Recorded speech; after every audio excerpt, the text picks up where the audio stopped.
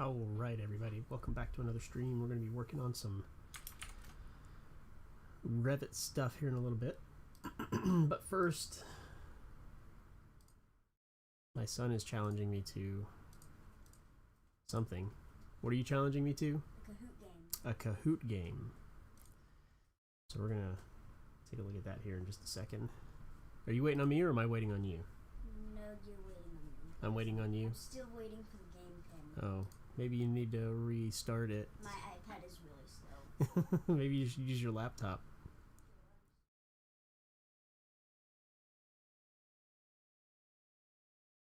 I can't do a thing. On your laptop? What do you mean? Can't. I just can't, like, get into... On your laptop? Yeah. Okay. The Kahoot app kind of lets me do that kind of stuff. Alright, well you'll let me know when you have a pen, right? Yeah. You can do your Reddit stuff first, and I'll let you know. Oh, I don't do Reddit stuff, it's Revit stuff. Revit, whatever. Alright. So we'll be doing that here in just a little bit. Let's see. Going to be working on this a little bit tonight. Trying to get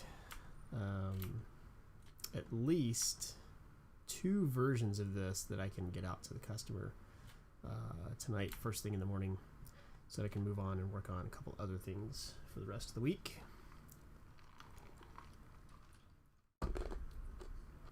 Yeah. This is the shock and awe one. This is the ugly, that's exactly what you asked for, and this is why you hired an architect kind of deal. Because you don't want it to look like this. So then we're also going to be doing something that's maybe a little bit like this. Whoop.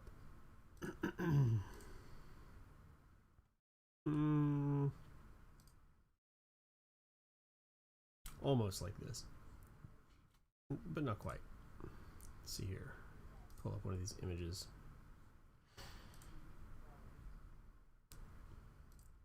Probably something like this. We have maybe another way to pull this off as well that we might be working on. So we'll kind of see where it goes tonight. There's some advantages to this, namely that on the back side we can get some windows in for the bedroom, and then the den upstairs ends up being on the front of the house. But we'll get there. We'll see what's going on. Why does my laptop keep turning off? Hey, you got a pen for me yet?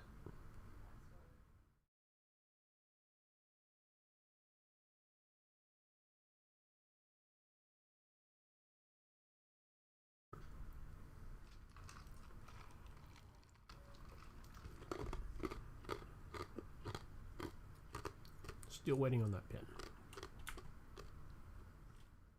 Hey, you know you're gonna have to go to bed soon, right?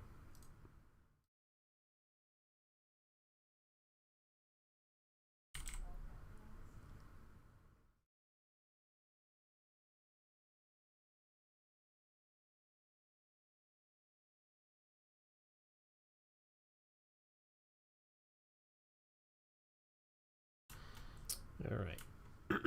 While we're waiting on that password, I think we'll play with this for a little bit.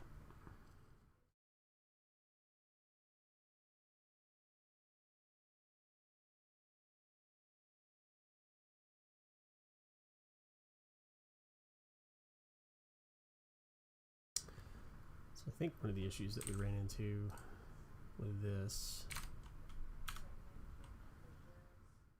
was that there's a door here, and we're not really going to be able to get the stair in here the way we want it,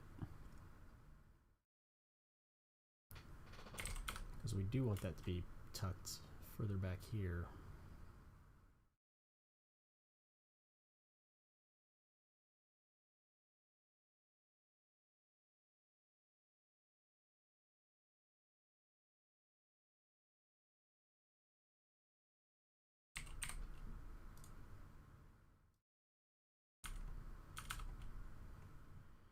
Hmm.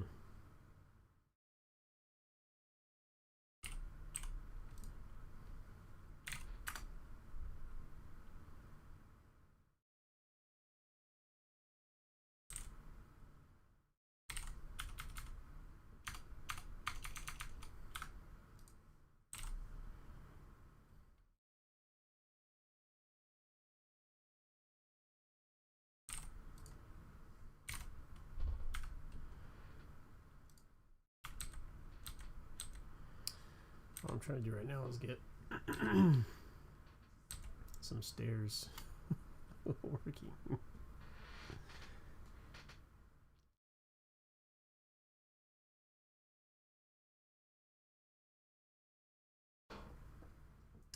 So I don't think we want to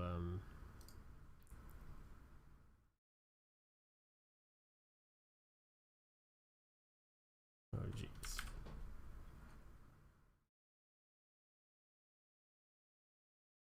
Are you guys trying to recover a password 5 minutes before bedtime?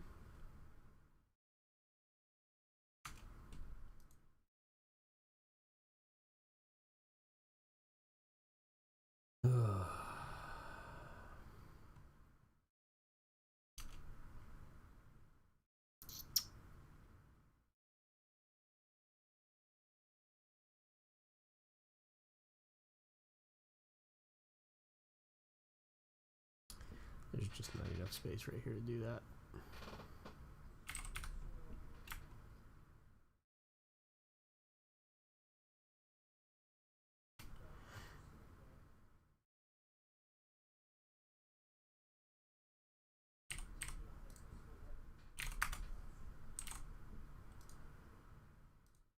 Oops.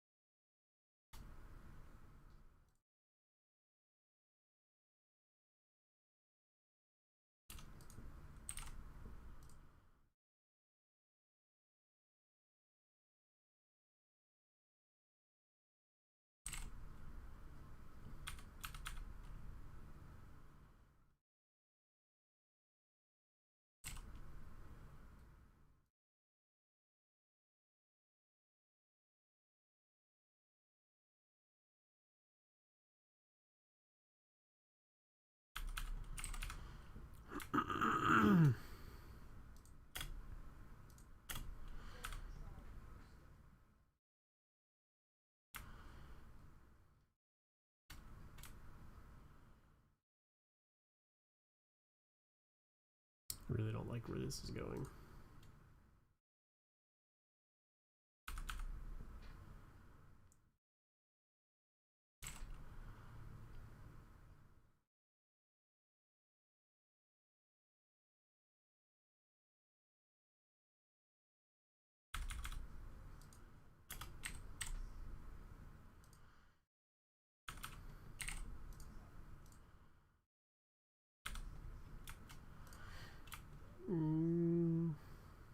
What do we want to do here?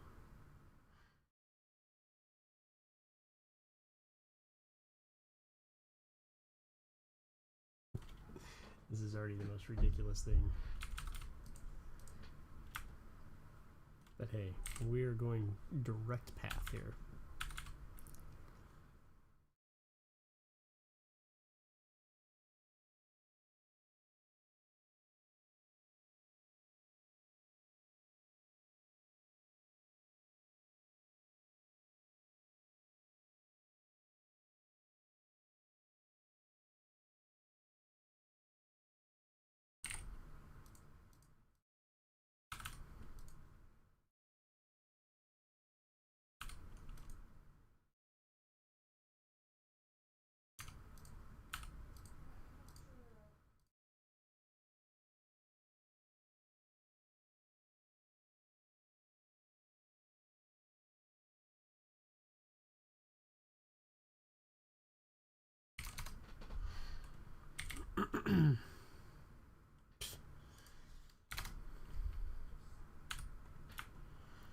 And then the best part is I'm going to have to put another one right here as a cricket.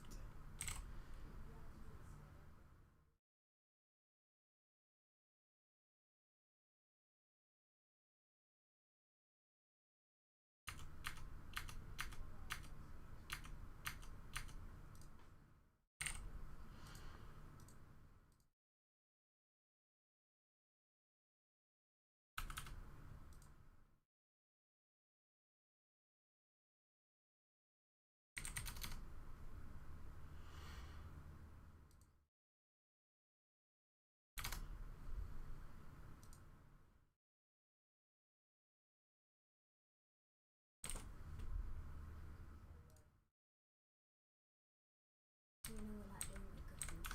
That's okay. We'll try it again tomorrow, all right?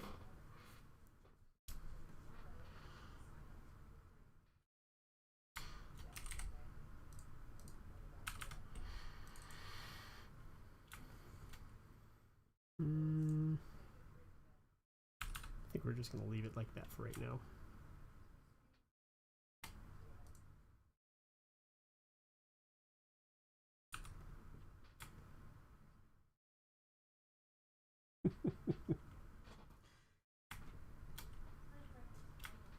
This is so bad.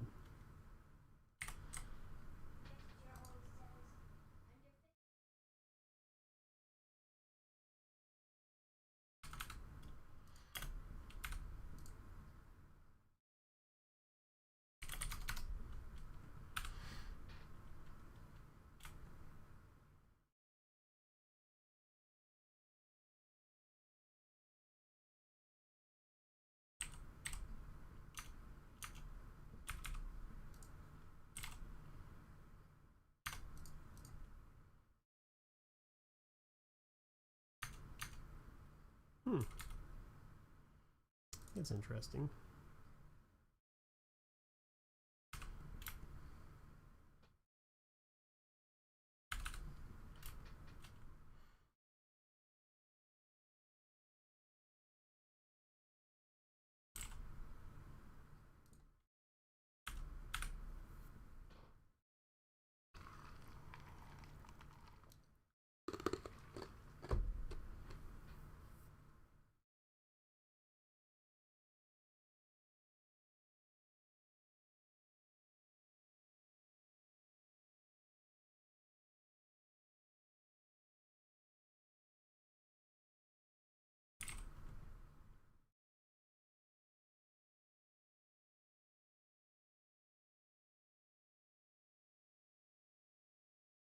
Jeez.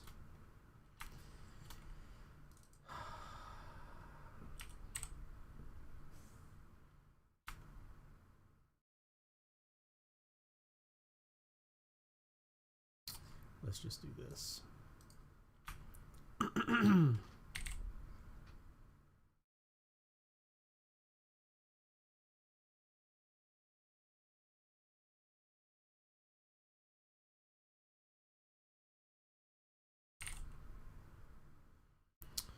Okay, missing a line.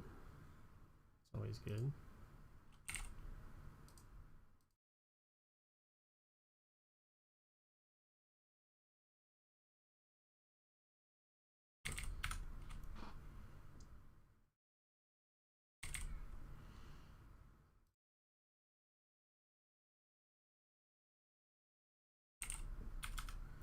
That's where that line went.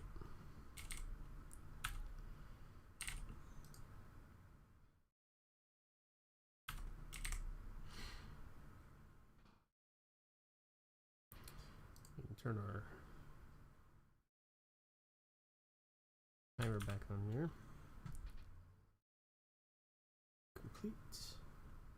Oh no!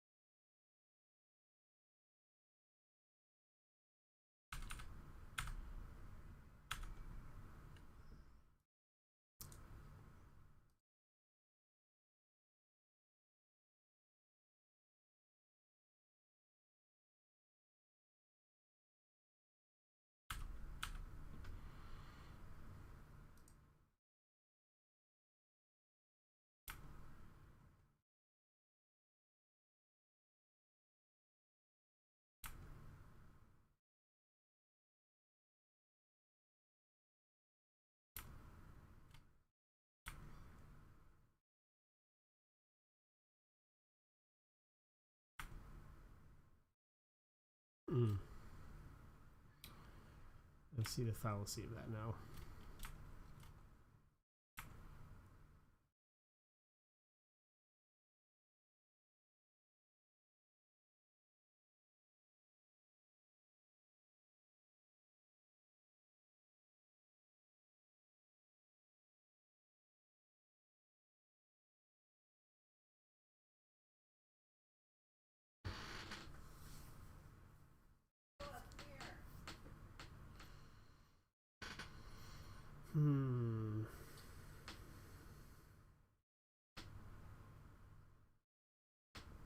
There's just not really a good solution for this.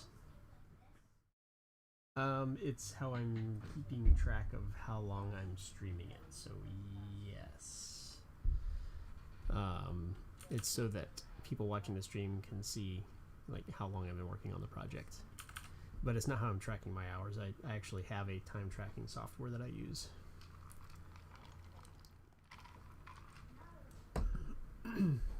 And sometimes I forget to stop and start. The ramen noodle in my cup.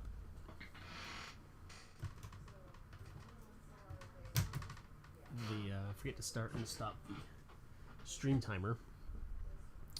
Dadgummit, why does...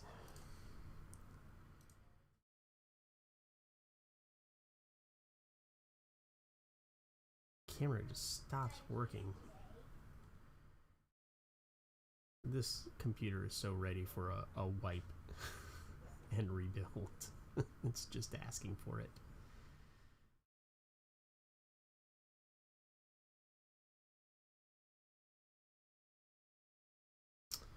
There's just, I mean, there is no good answer to this in its current form.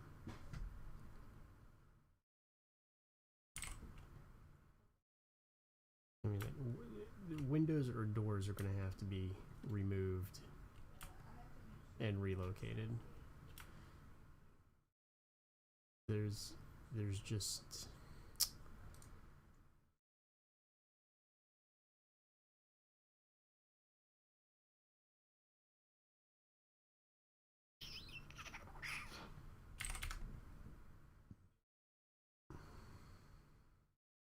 Absolutely, welcome to the stream. Reps 4 from the Pigeon Head Architecture Discord. So this is a project, 5-person family, and we're doing a remodel. What you see on the screen is not what we're presenting to them. We're just doing a little bit of design study exercise. So this is the existing house here. It's a 1970s ranch, and they want to add a front-facing garage here and a second-story mass with living quarters so that they can turn the existing garage into a workspace and office. Now there's some design challenges that we have to work around, particularly, so this is their property, and let's just go here to existing, and you can see we don't have a lot of room to add on here. So this 15-foot setback, we might be able to get what do they call it? Hardship, or you know, a allotment where they can maybe move that setback a little bit. But we really only have like 18 feet to add a garage. Now, typically a garage is anywhere from 20 to 24 feet at the smallest. So 18 feet is going to be very small. And the other challenge that we have is here. So you can see their existing garage. They have utilities right here, and there's also a dryer vent right here. So they don't want the add-on to go past the existing garage door here. They want it to be forward, which means that it all has to stick out front. So we get this kind of really ugly stair-stepping to get the massing to work. So there's a couple things that we're working on to get this to work. And the ugly version, this is the, hey, this is exactly what you asked for. Here's a garage with a mass on top, stairs to get there. You know, this is what we don't want. This is the, here's why you hire an architect for a job example, right? Because this is what a builder would give them. On the other hand, one of the other options that we're looking at is something like this. Okay. And we've been playing around with either option of, I've got two options kind of embedded in each other here. So we still get the stair stepping, but if I bring this roof down, which we played with, if you saw it in the Discord, let's see here, share and critique. This guy right here, right? So we still get the stair stepping, but it looks a lot more graceful. It looks like that's the way it was intended to be. We have some issues with head height here in the den. There's going to be an awkward kind of storage space that's going to end up right there, because this is only like 3 feet of headroom, and you have to have a minimum of 5 feet. And the windows are going to be a little bit weird too in the front, but I think it'll be okay. We can redo the windows on the bottom to kind of work with that. We want to try not to, though, because this stone is going to be really hard for them to resource. So we have another option that's kind of that same thing, but with this front sloping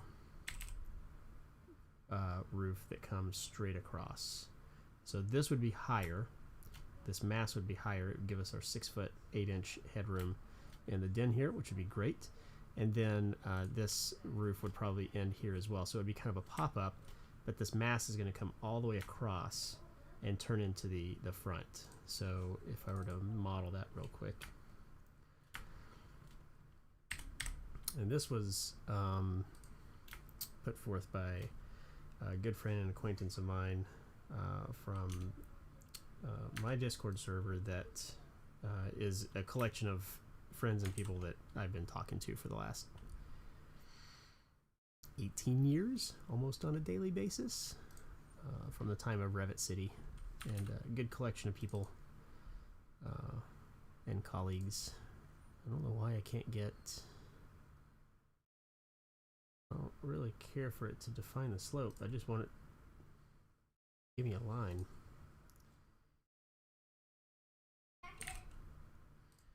So I do kind of want to see what this is going to look like.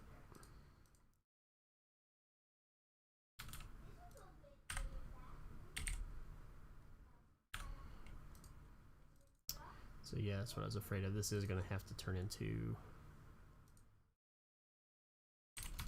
a slope. Ooh, it didn't like that. Why did it not like that? Oh, I know why I didn't like that. I think I need to align the eaves. I don't need the viewer on. But anyway, that's kind of what we're doing here. So by the way, if you're doing residential roofs in Revit, it does like to give you a hard time. So like this line right here was made selecting a wall, and this one was not. So it's not going to align the eaves automatically, so I need to align those manually. Yeah, I hope that gives you an idea of what we're trying to do. So the idea here is that, you know,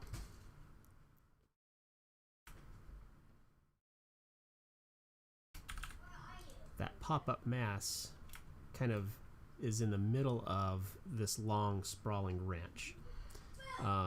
And then maybe even this comes over this larger porch now that we've now given them kind of as a bonus. Which, I mean, that's not a bad look. I think cleaning up this this pop-up here can really help sell this. Now this won't be able to work over the porch, so I don't think we're going to be able to bring this out further. Another thing that I'm playing with, another idea, is putting another garage door in right here, which I don't think it's going to let me, yeah, because I'm in a design option. And moving these windows over into where this office is going to be. Just because this garage is so tiny. So a 3-car garage instead of 2. It'd be a little off balance, but I think it would work at the end of the day.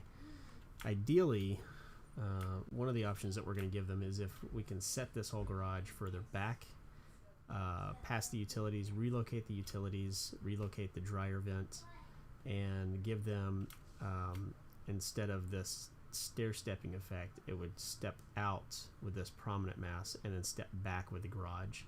And that would give us a lot more room to play with design-wise. So that's one of the things that we're going to be looking at. Oh, I love all the Revit pop-ups.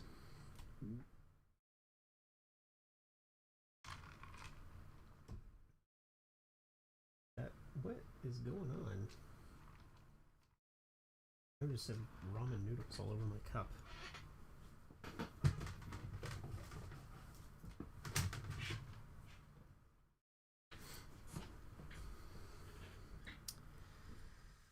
So yeah, that's the idea. That's what we're working on.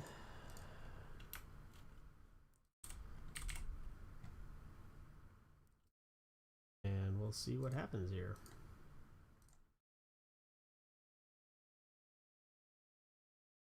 First thing I really wanted to try to do was give them kind of a very simple, just straight up, hey, here's what you asked for solution.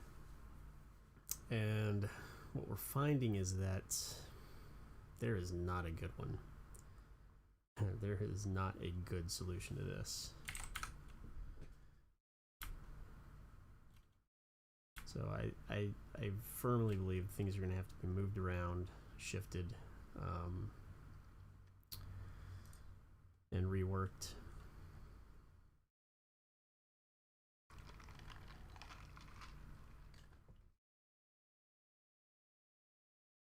My camera has disappeared again. Why is my USB failing so bad?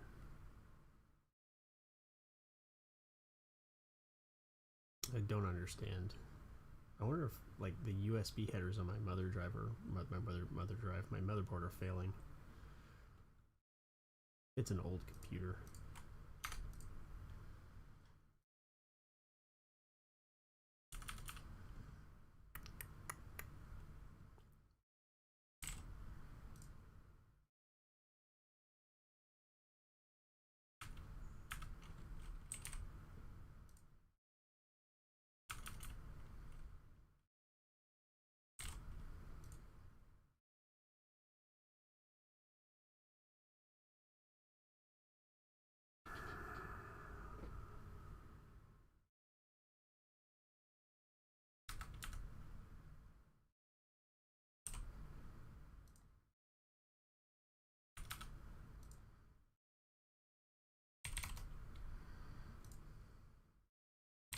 It's a pretty good sized bedroom right there.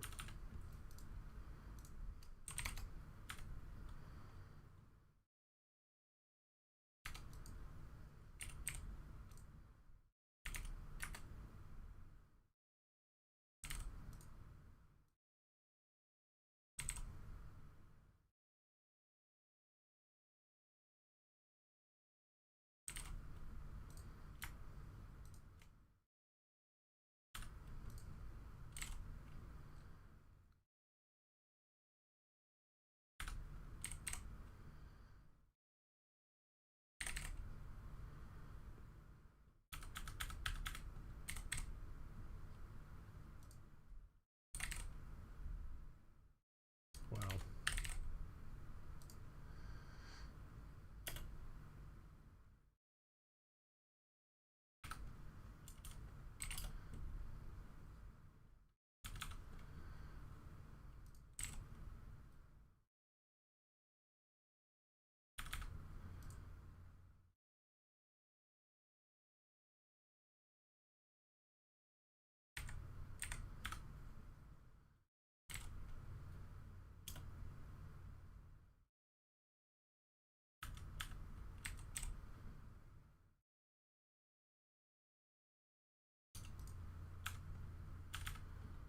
That's a pretty big bedroom. Pretty good sized den up there too. Is that 11 by 20? 11 by 18. Yeah. Now if we could just do something about this stair.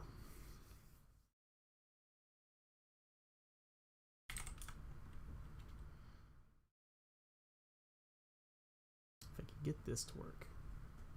Because right now it doesn't.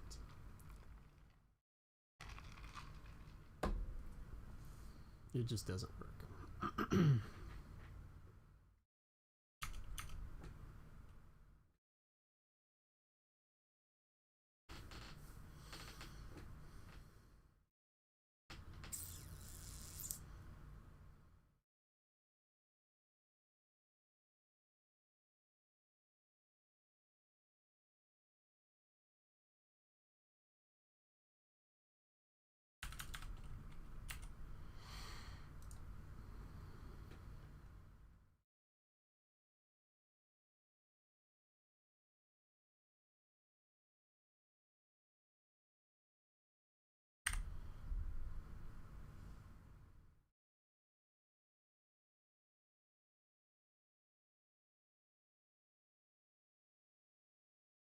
Hmm.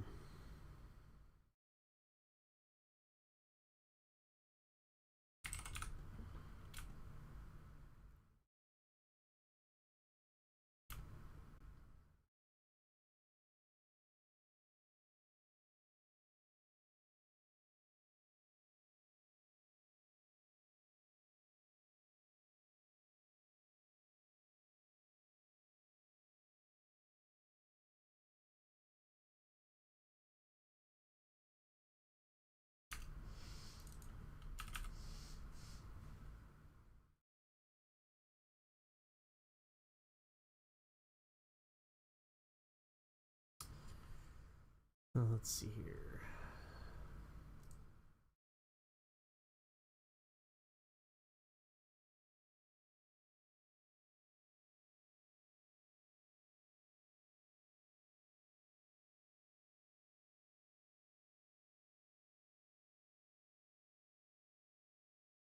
Yeah.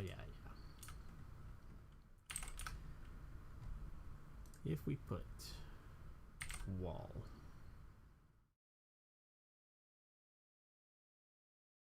right here.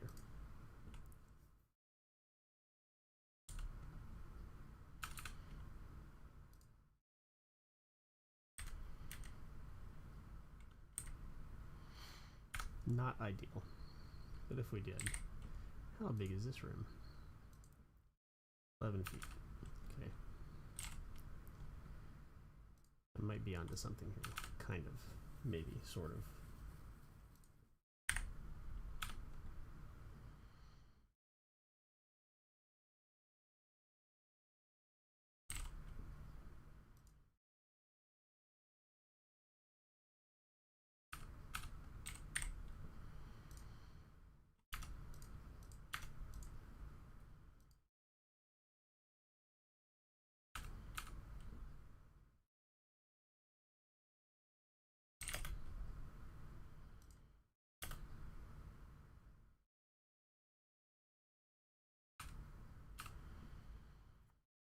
We might actually be onto something here. Okay. First things first, let's flip this, and then this comes down here.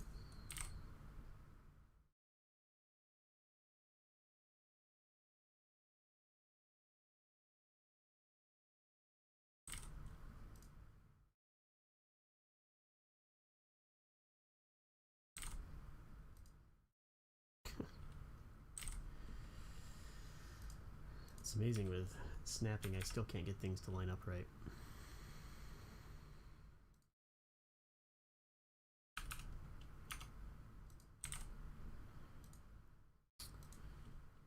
Don't know why I did that. That was pretty pointless because I still need.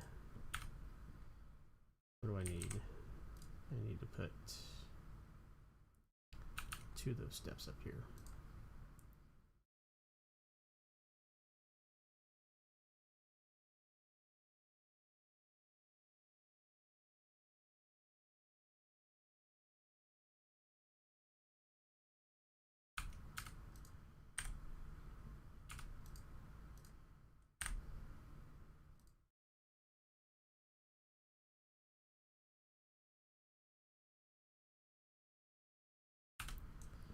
Probably something with Revit.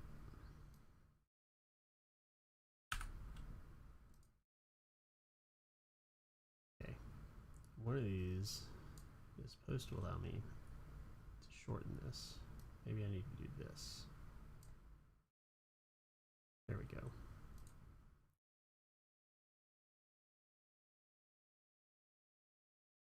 Oh my goodness.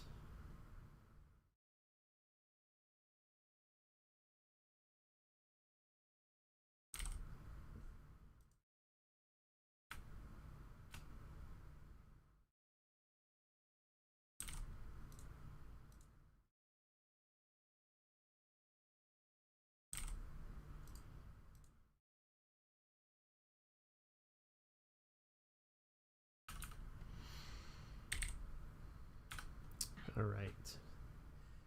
We're definitely onto something now. Is it ugly? Absolutely. Will it work? Mm-hmm.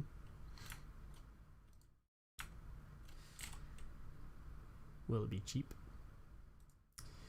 A lot cheaper than the other options.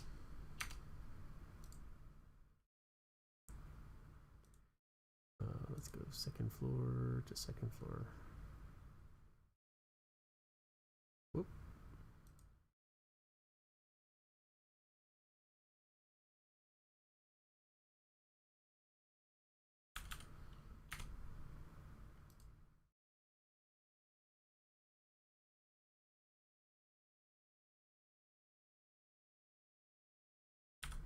Hey, thanks for stopping by. Appreciate it. Be sure if you found it interesting that you follow so that you can see when we stream again.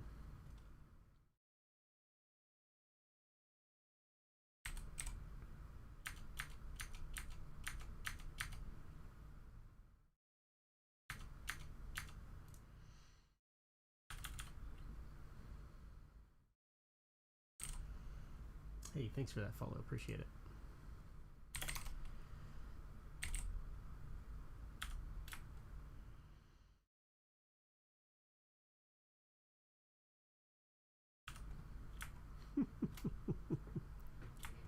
This is so bad.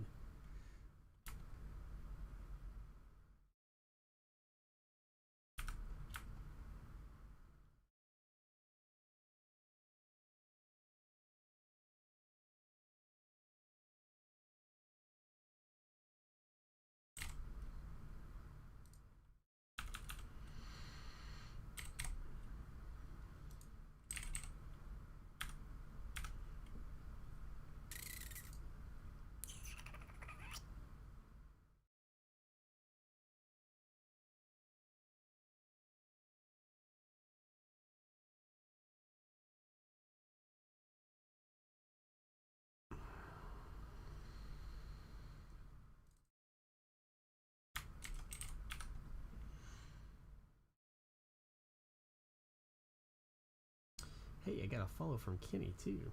That's awesome. Is that Kenny?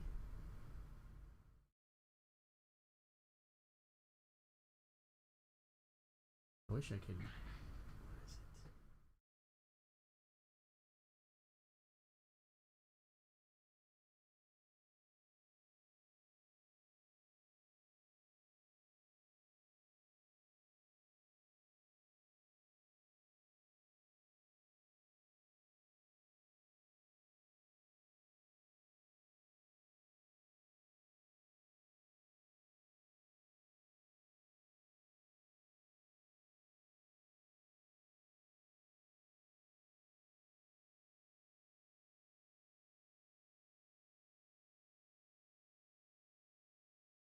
Here we go.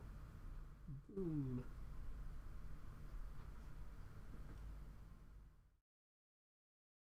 Actually show up. There it is. Yeah.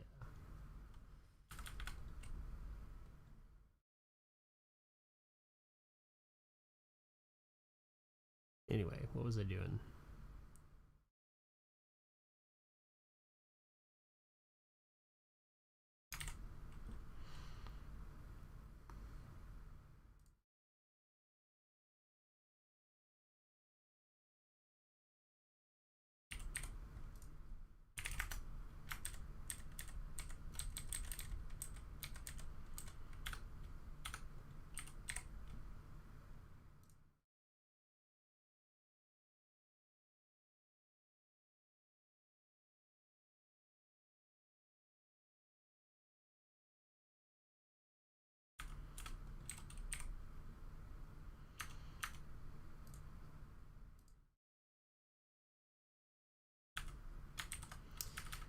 sure exactly what I was dimensioning to there.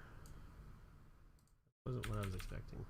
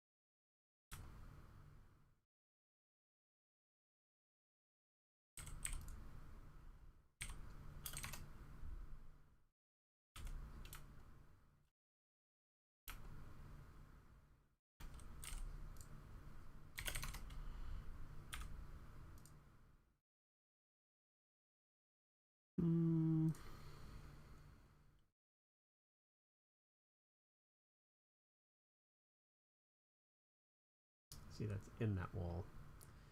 We don't really want that.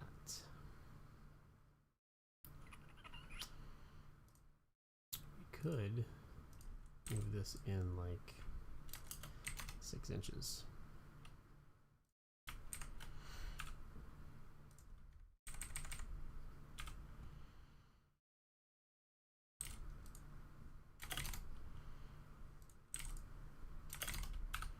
There we go, just like that. And then this would need some work over here, but at least we're working on it. There we go. We'll just do that.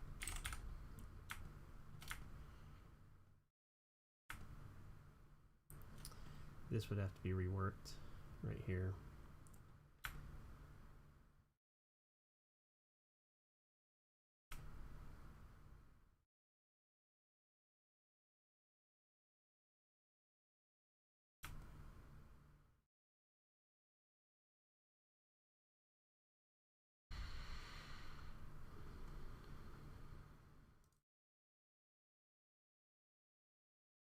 Right, so this is what they don't want to see here.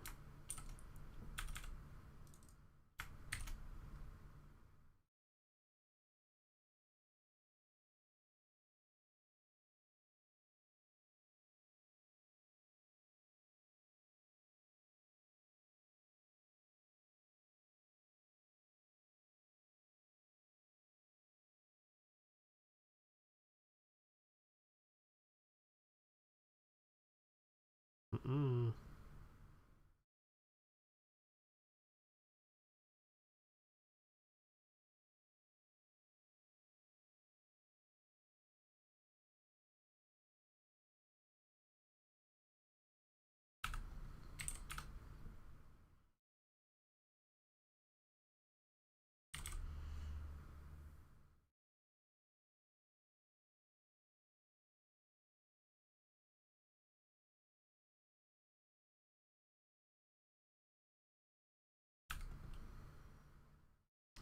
I mean, honestly, it's not the ugliest house I've ever seen, but it's definitely not what we're going for.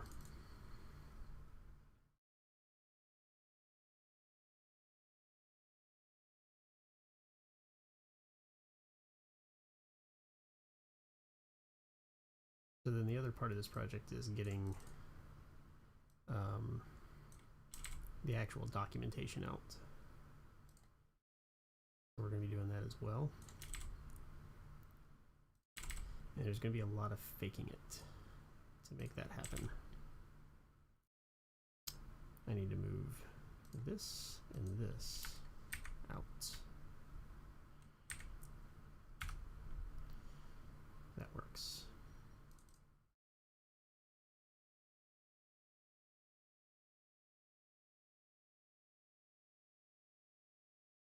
Really? Something with design options that Revit does not like. Picking lines to create, sketch lines. It's like, why have a tool if it doesn't work in a large majority of the use cases?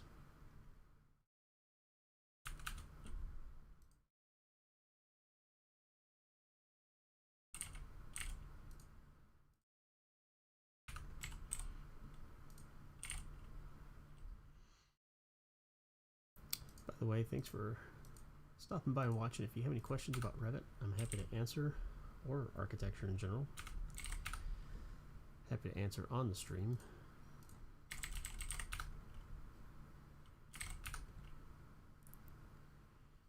Let's just kind of see what this looks like.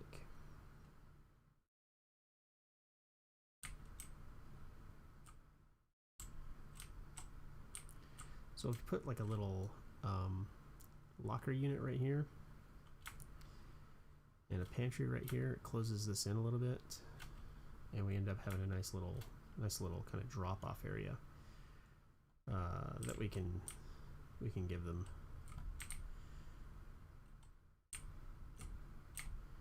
With a lofted space over the garage.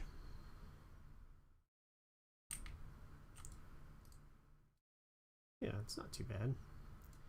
I think it doesn't quite meet their requirements for a backyard exit for this, but I think coming down and into the garage is not the worst of options.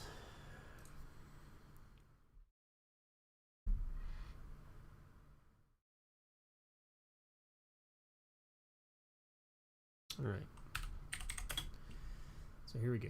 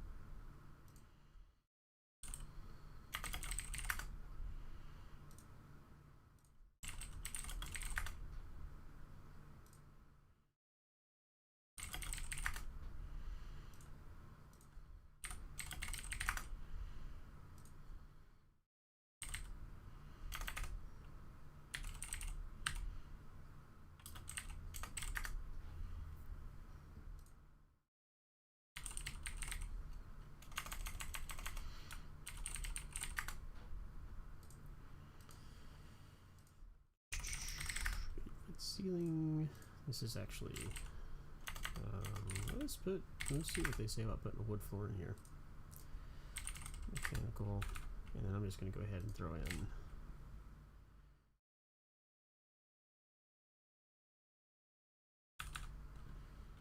Pantry.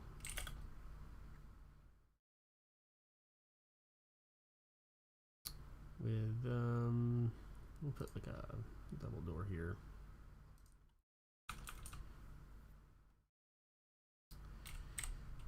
And we'll say drop off locker unit.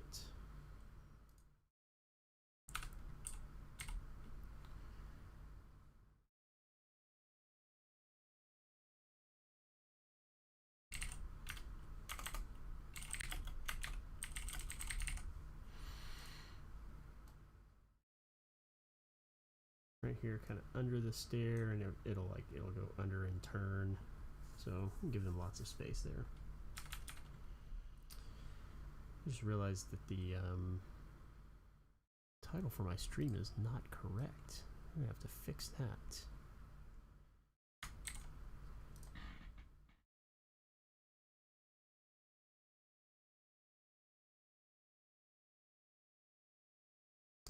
Not what I was looking for.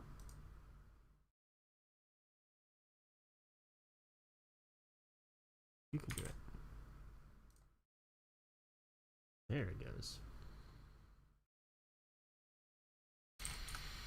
All right, so I'm a little bit more confident about this. It's not, again, not a very good design, but I think it it's a cheap, hey, you can't afford the best option, but we can at least make it something that you'll like option. Okay. Let's start sheeting some stuff.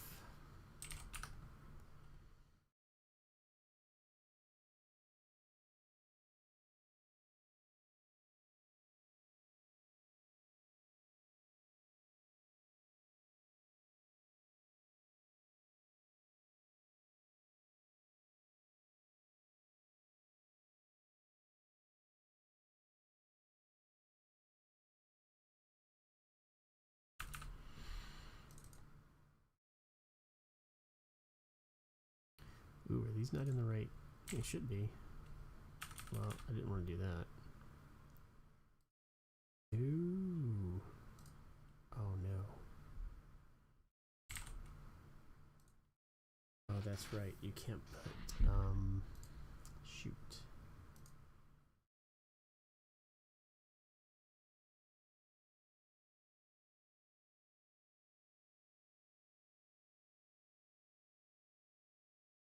Can I?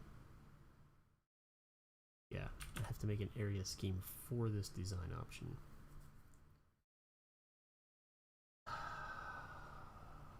Darny darn.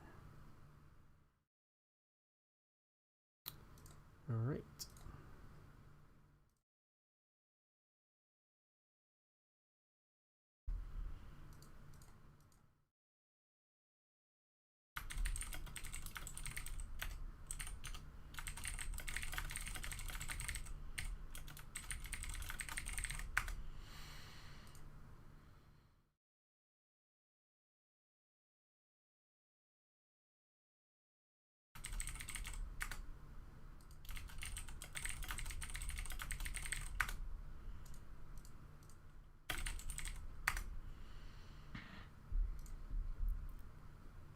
All right, so now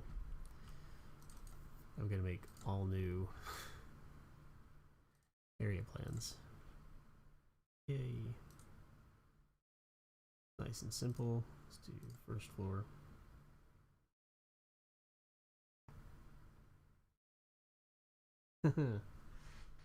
Hey, yeah, thanks for watching. I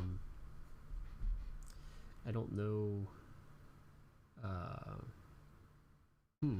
I mean, I'm watching it on Twitch, so I'm not sure what. I don't think it's an error with the stream, but nonetheless, I'm glad you're here. Thanks for watching. I did not mean to click that. Dang it, Sean, you distracted me. But I'm so glad that you're here to distract me.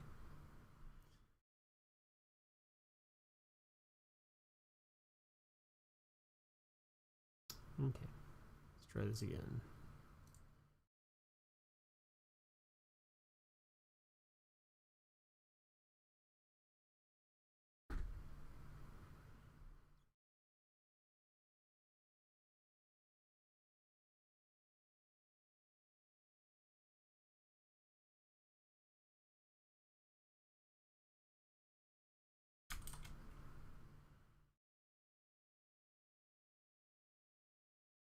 Sometimes I hate Revit.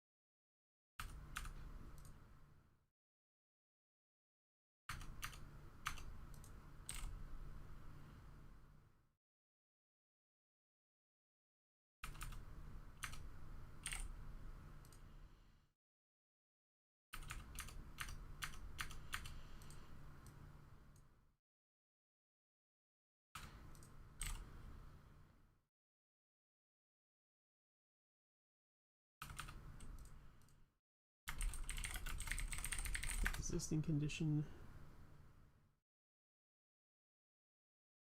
Oh man, yeah, green screen's not happy, is it? Green screen's been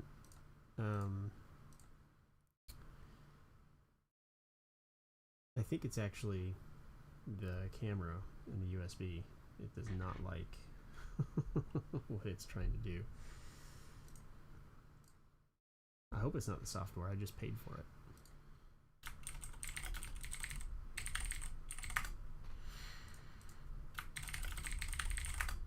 And welcome to the stream. Thanks for pointing that out so I can fix it. Let's see here. New garage. This is where we find out I got them all right. Color fill.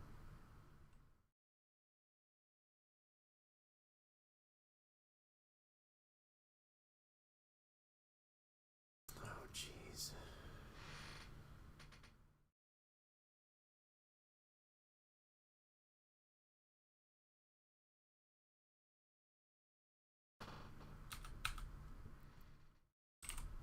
This is ridiculous.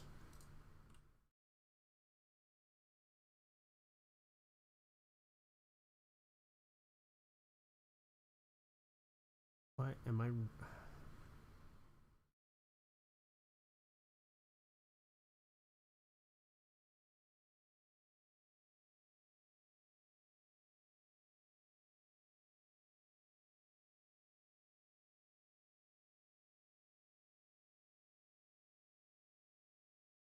Whatever.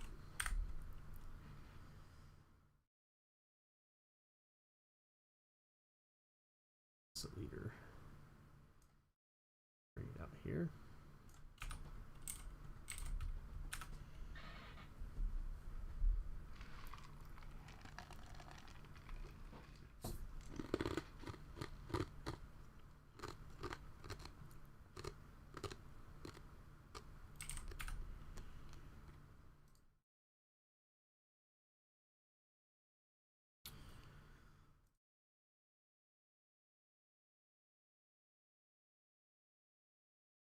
We're gonna have to make new schedules too. And I can't even copy them.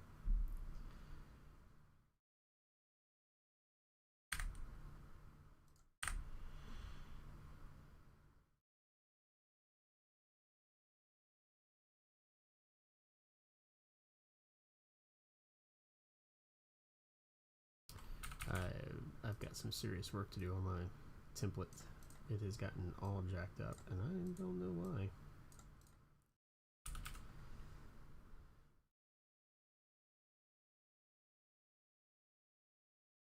Why are the doors not showing up?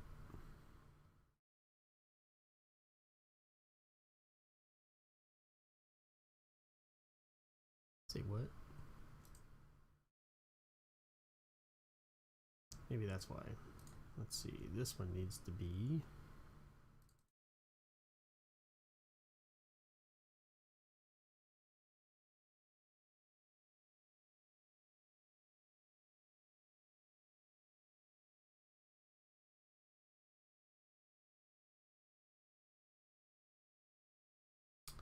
That was weird. Okay, I understand it now. Yeah, I try not to, but I am way behind on projects, so I'm putting some extra time in the evenings and on weekends to try to get things set up. And I'm also trying to get a little bit more traffic with the streaming. So I'm going to be doing some extra streaming over the weekends when I can, and hopefully doing some fun little projects.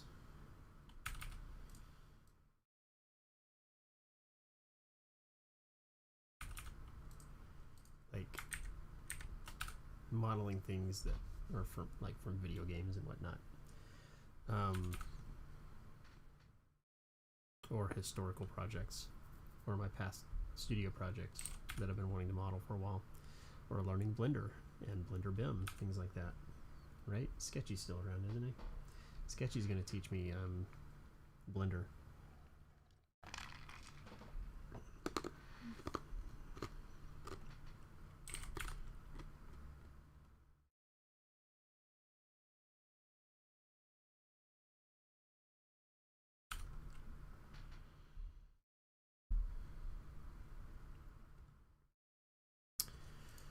Alright, view. New area plan, second floor. This is going to be nice and simple. No. Make this an area plan, please. And change it to nice and simple. Not that one. This one. There we go. I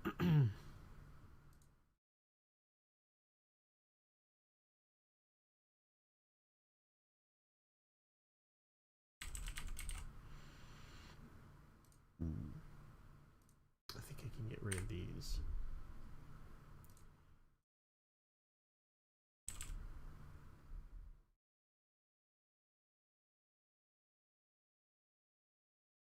Believe it or not, I actually used to use 3D Studio. I never really got proficient with it, but I have done projects in it. And Maya. I have done all kinds of other stuff. So, I actually have experience going back and forth. Now, the fun part is when you get a project that you're having to work in both SketchUp and Revit, and going back and forth between those between those commands and the way that the mouse commands are inverted and rotating and stuff like that. Yeah, that's a lot of fun. All right.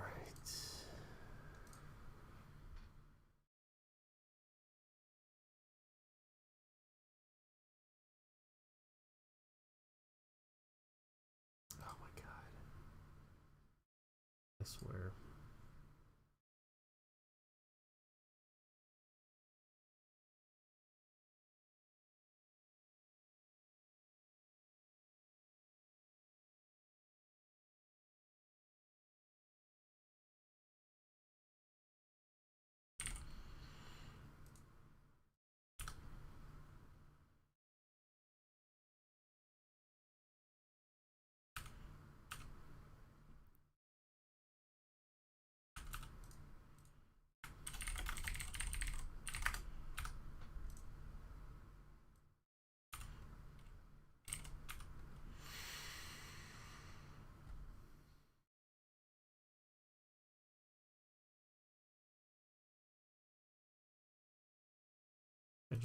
I just tried to drag the tool from the ribbon to the view.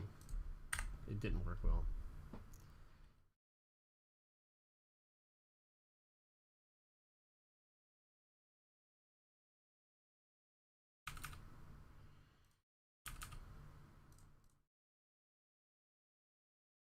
So I think the plan here is I'm going to finish this design option, print a set, and then I'm going to make the other design option and modify the set so that I can just print from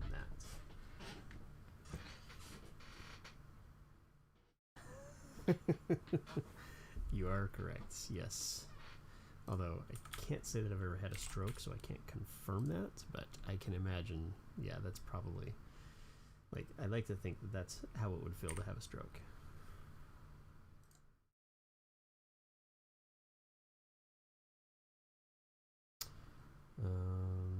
Area, nice and simple.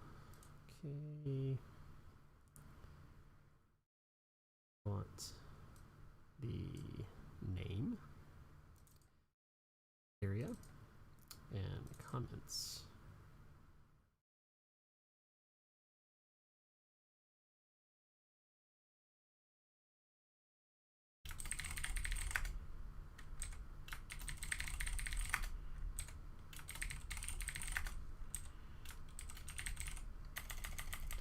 I think we're just going to put that under unconditioned, or whatever you want to put it under. There we go. And then let's see if we can't make a template out of this.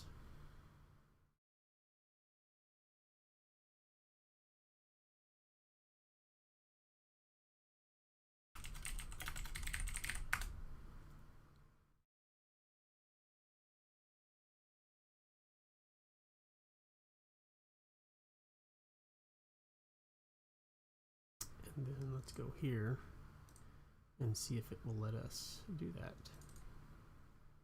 Oh.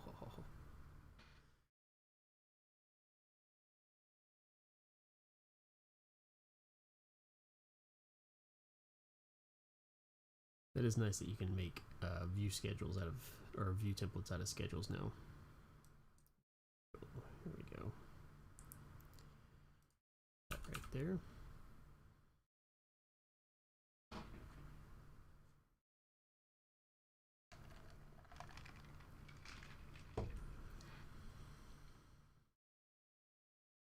Alright, let's take a look at this drawing now. Design options. Okay.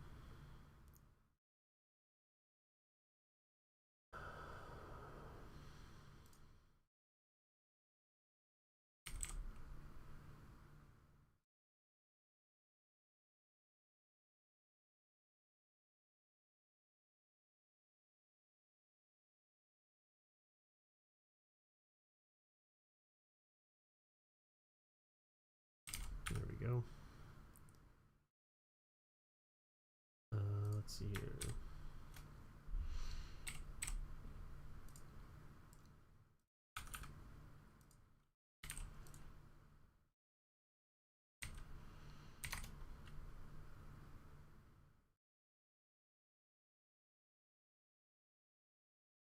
Oh, no, it helps to draw it in the view and not on paper space.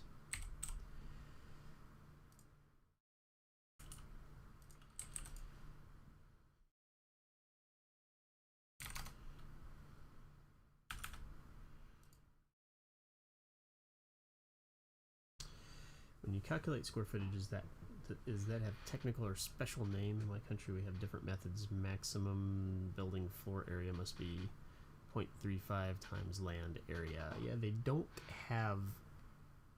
They do have ratios. It is called a floor plate. Floor to area ratio. Site to area ratio, where you have to be under a certain amount. I haven't had to work on any projects where that's an issue. For residential, typically, if you keep it within the building setback, which we have setbacks over here, but the house is nowhere close to it, so I'm not going to worry about it right now. Then typically you won't have to worry about ratios on residential. For commercial projects, yes, there is a site to area ratio that you have to worry about. Site area ratio. What is it? Site area ratio. There is a name for it. Floor area ratio. Okay, floor area ratio. FAR. Yep, that's right. And yes, usually there is a percentage that you have to stay within. In fact, I have another project I'm working on that we do have to worry about that a little bit. It's an urban project, so usually you can almost always use about 100% of the area with a commercial building on the lots in this area. But need to minus the air shaft technical room, something like that. So you have gross floor area, which is the whole building, right? So gross square footage, and then you have net floor area, which is unoccupiable space. So things like your mechanical shafts, mechanical rooms, storage closets, things that can't be occupied. And they do that so that if you have, let's say, an office, and you need to figure out the occupancy load of the office. In the occupancy table, it'll say, this many people per this much net square feet. So if your office area has storage closets, or areas that can't be occupied, then you would subtract that from the area and use that for your occupancy load.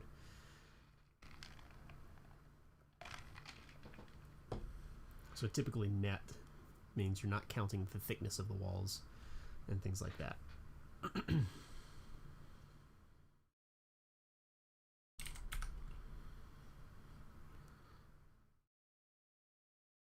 This is so ugly. Can't believe I'm actually going to show them this.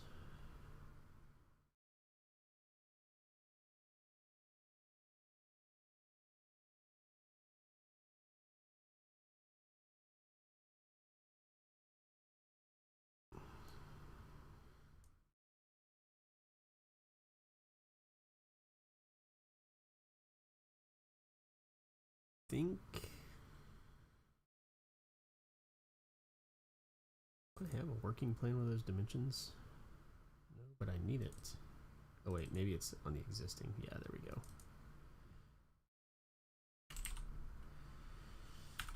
I think I just need to get rid of those.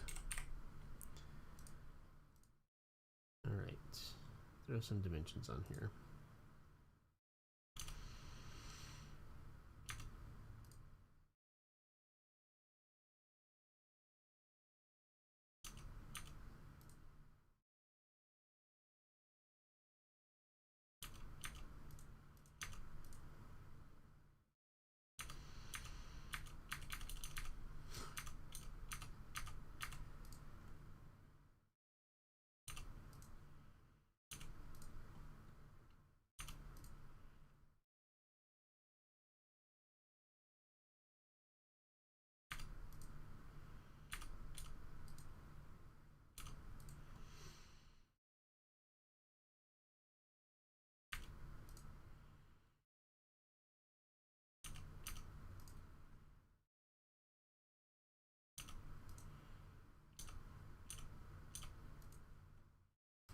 Is this not? Jeez.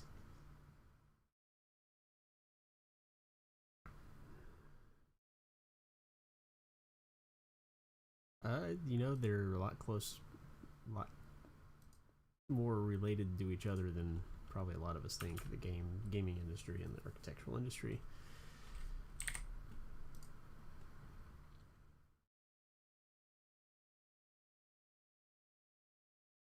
I'm just going to do this right here.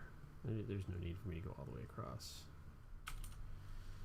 I'm going to hide that. We're going to hide that. And I just realized that. Okay, so we need to do this. Duplicate. This is going to be.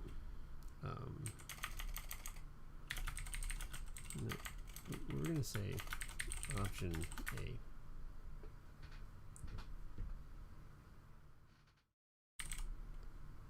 And then let's go in and change this to nice and simple. Yeah, of course. Wait.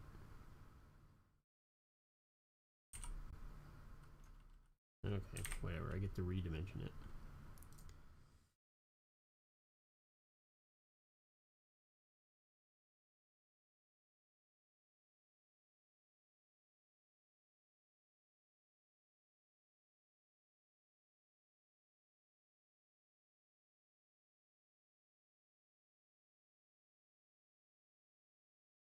Oh, yeah, that's right.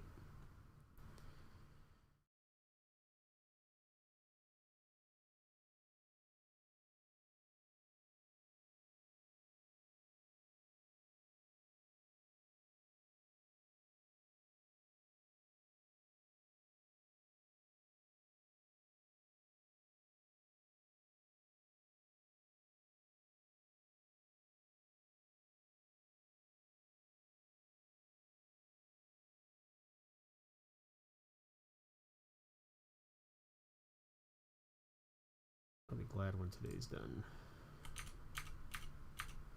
So I can get up and do it all over again tomorrow. And for some reason I can't select that one line that I really need to select.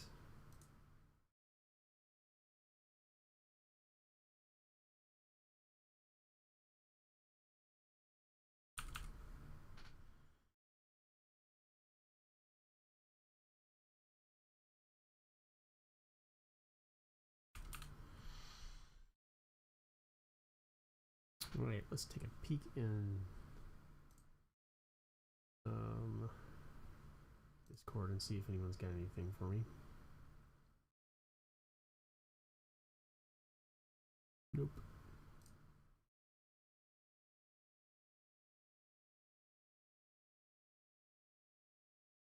All right.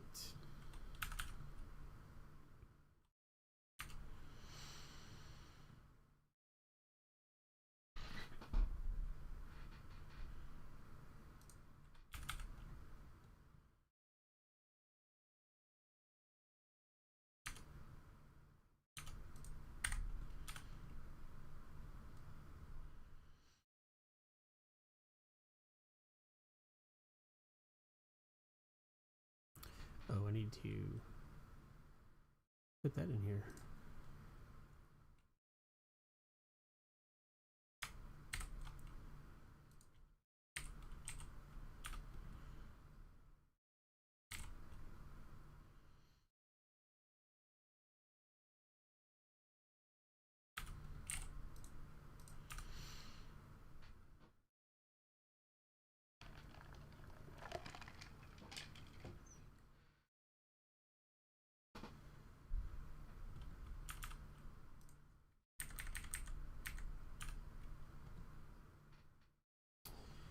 All right.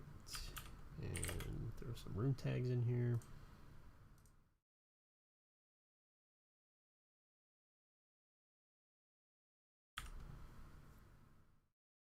Oh.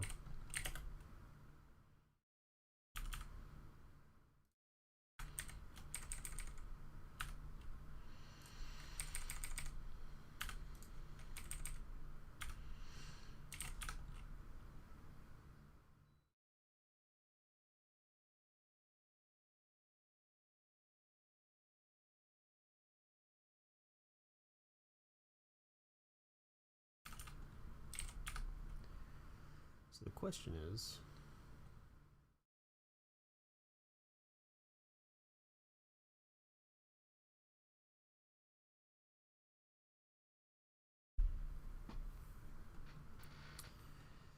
do I want to show the whole house for this?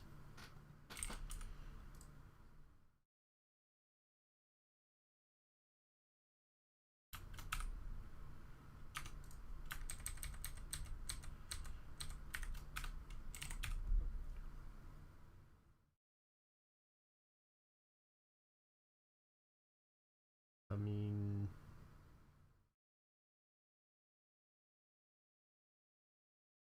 I've done both mid-rises and apartment projects. I'm not sure what you're asking.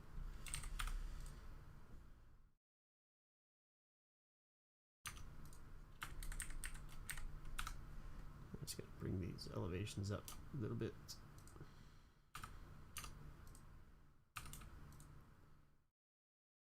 There it is. Okay, that's fine.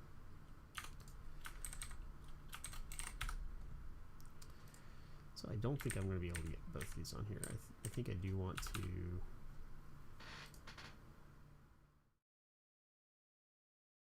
Where did my room tags go?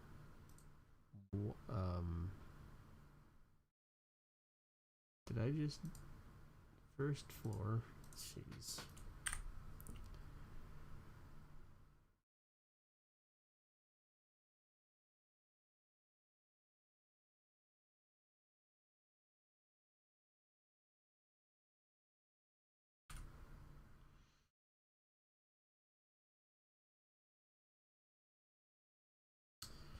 More minimal project, like just a house, like what I'm working on right now. I mean, I think the word difficulty, like, you know, the idea of something being difficult is relative. I don't find doing exterior design on smaller projects very difficult at all. But I've also been working on it for quite some time. Is it ever possible to build past the setbacks? Yes. You have to file for an allowance, which usually requires you to prove some kind of hardship that shows that you have to encroach on that setback in order to get your project to work.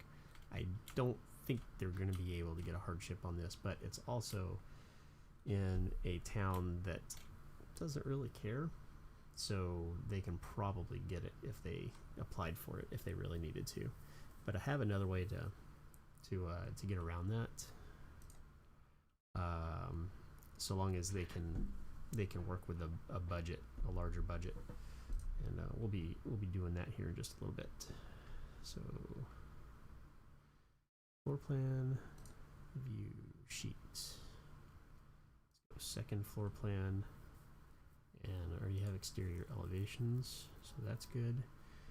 So let's go second floor plan. Second floor, let's make a duplicate of that, and we're going to call that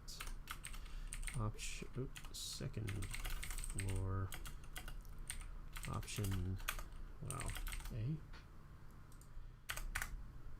I still didn't get it right after all that. And I think what we're going to do is we're gonna make a new type so that we can keep these organized. We're going to make an option A type. There we go. And we're going to make an existing type. This is just for me to be able to keep things organized in the project. So second floor, let's make this a floor plan.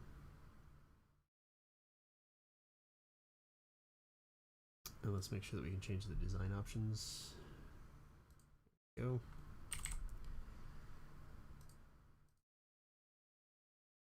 Simple. Hide all of this.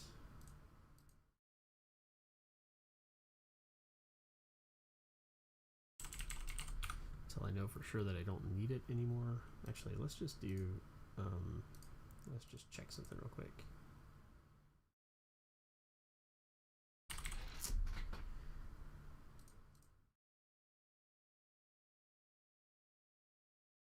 Okay, it is in that design option, so I'm just going to go ahead and delete it from this design option. I definitely don't need it in this one anymore.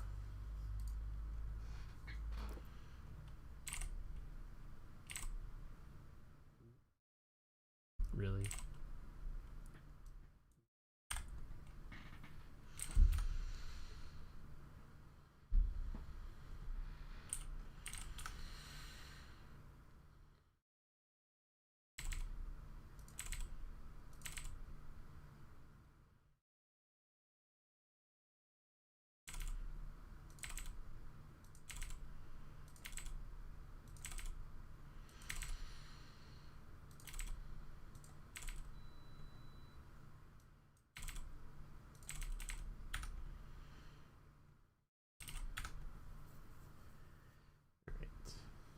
I really hate that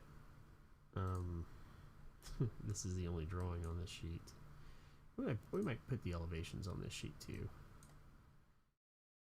We might do that. Actually, will this fit on the other sheet? I feel like it won't. Line up.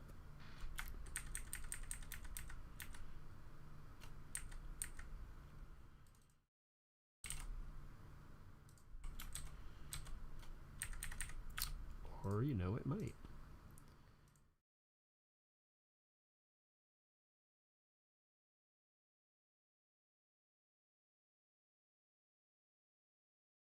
I wonder if, what is this?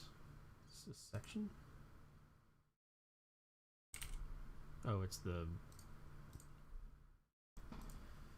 title line for the other drawing.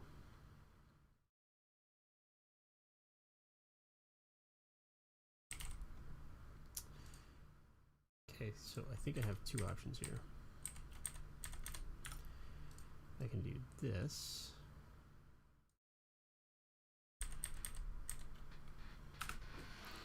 Or I think I can stack them on top of each other. Or maybe even get them like further out.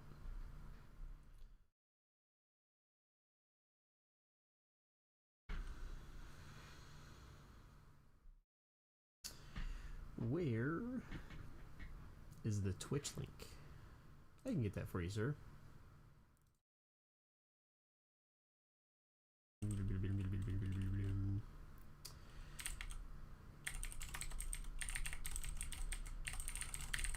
Pretty sure this will get you there. Yep. There you go. welcome to the stream. Thanks for watching. It's another sketchy.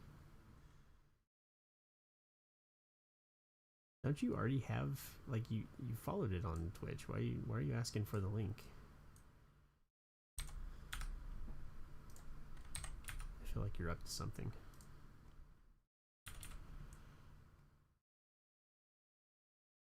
I'm gonna crop this just for my sanity.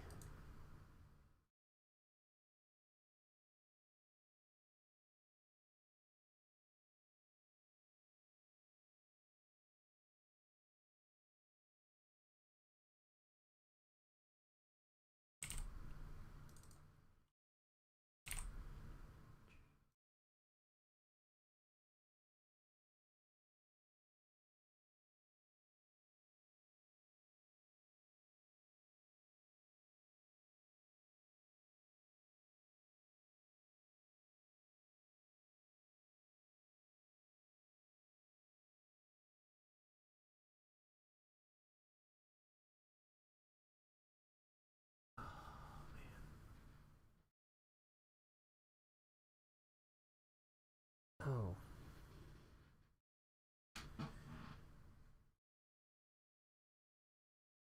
I'm so confused. So Daryl asked for the Twitch link. Okay, that's why I thought the other person asked for the Twitch link. That's weird that it's messing up for you on Twitch. Although I have seen that happen before. So I'm not too surprised.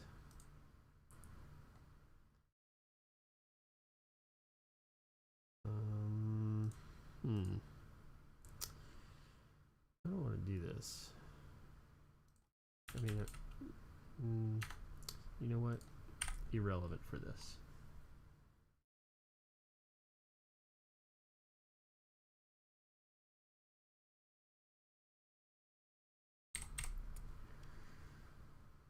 Do I have my closet stuff? Yep.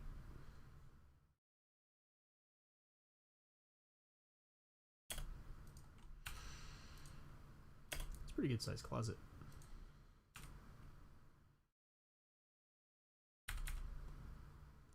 This can probably be tightened up a little bit. Well, that's not confusing at all.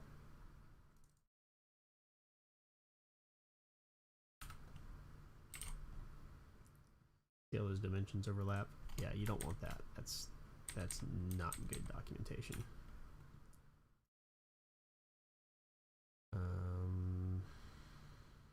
I do want that overall dimension, and I do want this dimension. I don't necessarily need this dimension. That doesn't help me.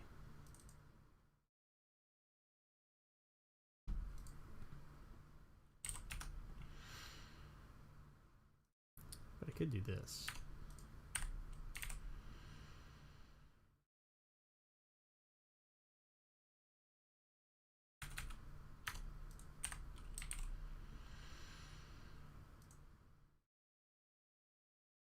Let's see, I was actually just reading your comment too, so let's see. Oh yeah, that was Sketchy saying about learning Blender, unwillingness to learn a new modeling style. Yeah, I can see that. Same thing can apply for Revit. It is a different way of modeling, but the fundamentals are kind of the same. So we were talking earlier about how a lot of people find it, you know, an accessible barrier for modeling things in Revit because they're used to extrusions, blends, sweeps, things like that.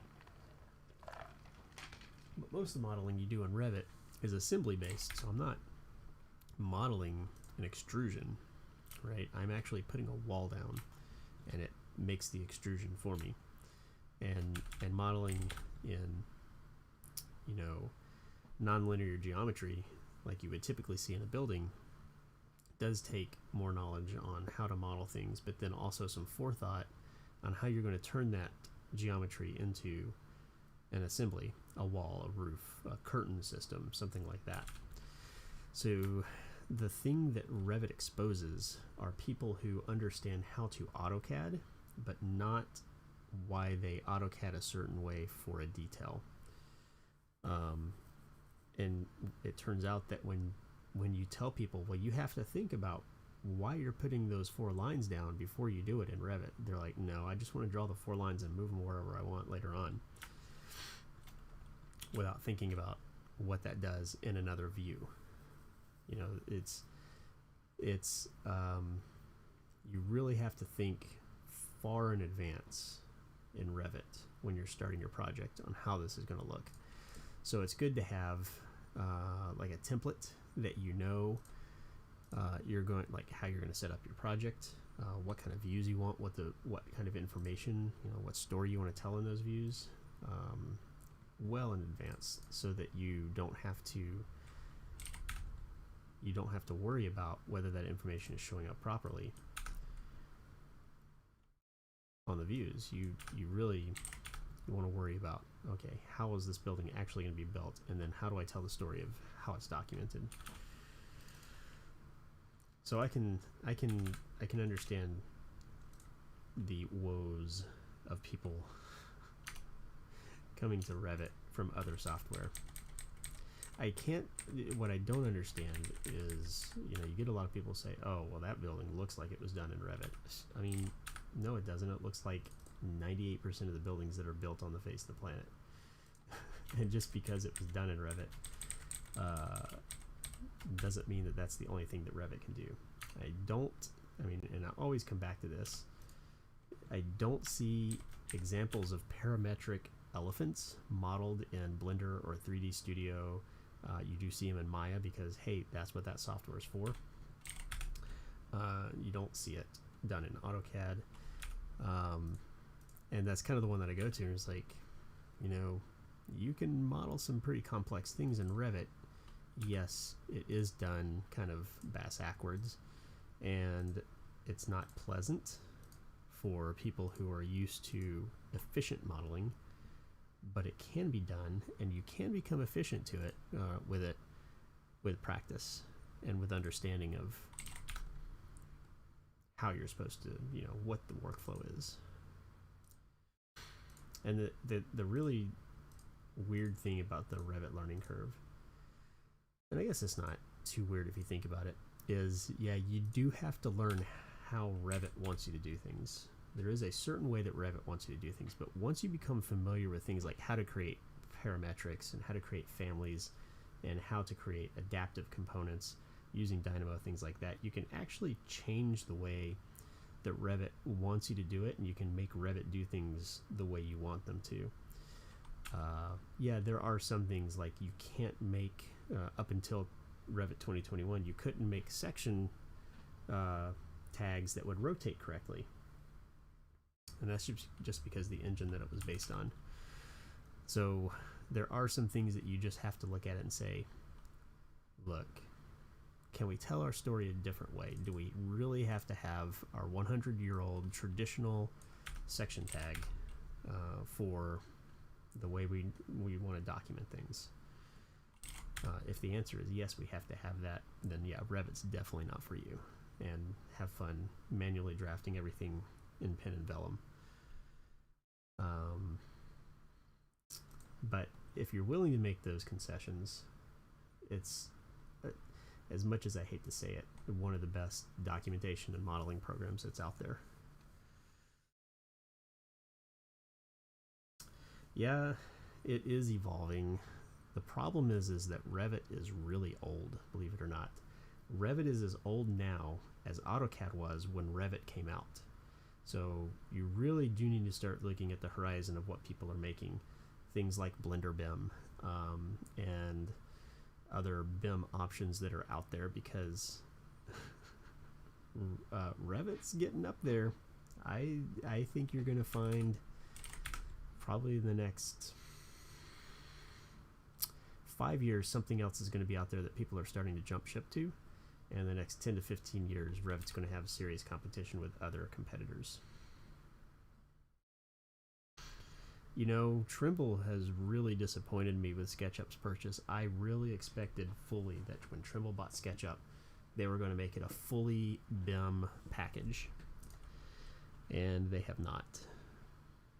and it's very disappointing.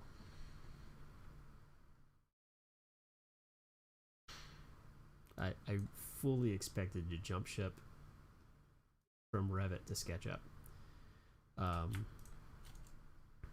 when Trimble bought it. I was really excited about that. I don't know why I did that. Can anyone explain to me why you can't duplicate in batch views? I take that back. I can.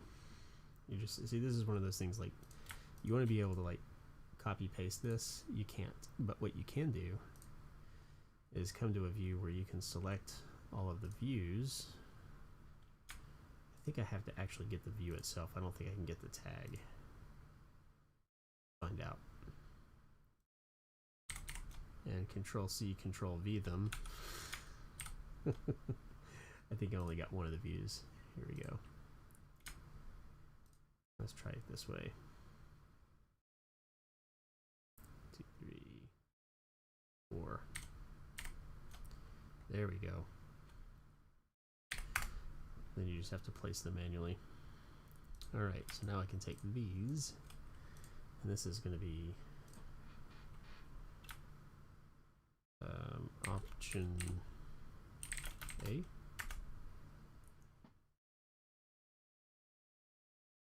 I am a Revit expert, and I don't even like admitting that. I'd like to think of myself more of an architect that's really good at this tool.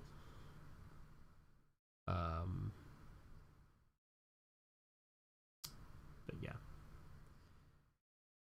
Design options. Can I? Okay, so here's another trick in Revit. You can use view templates as a way to kind of bulk do bulk settings. So I'm going to make a template called option, or we're going to call design option nice and easy. All right, and we're going to turn all of this off. Oh my goodness.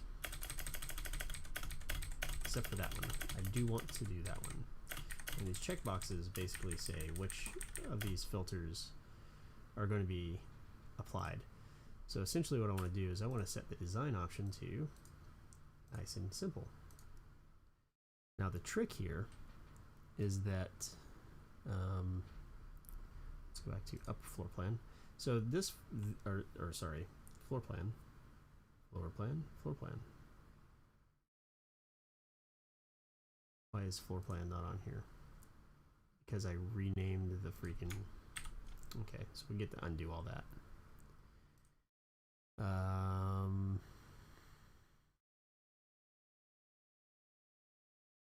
Okay, so let's try that again. I don't want to rename, I want to duplicate. And we're going to call this design option nice and easy. Okay, now we're going to turn all these off.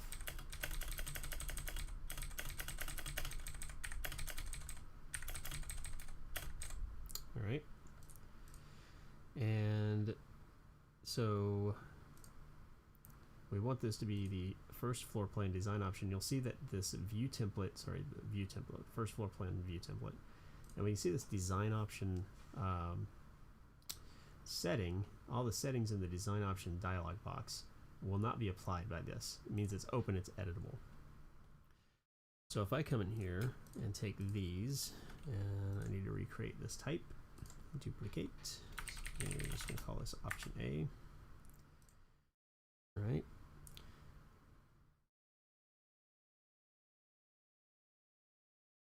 So with these, I want these to be elevations, so we'll do exterior elevations, and we'll make sure that design options is turned off for that. I'm just going to open one of those up. So what I can do now is I can right click and do apply view template. Now I'm not actually applying it, making it that view template. What it's actually doing is I'm applying the settings from that view template. And for some reason I put this under design option. That's okay. So let's see if I hit OK. So it says the view templates assigned. Would you like to continue and partially apply this template? So yeah, it's only going to apply the things that are checked here, but not checked in the other template. So it kind of does a subtract.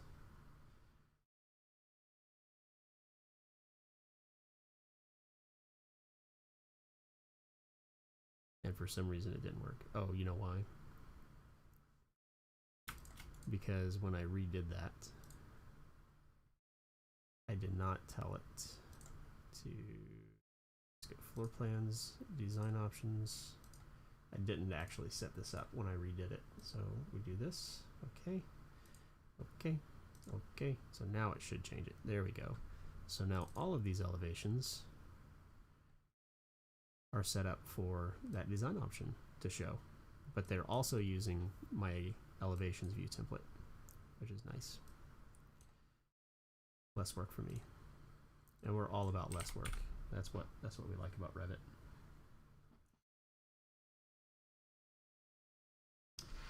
Nice, Daryl.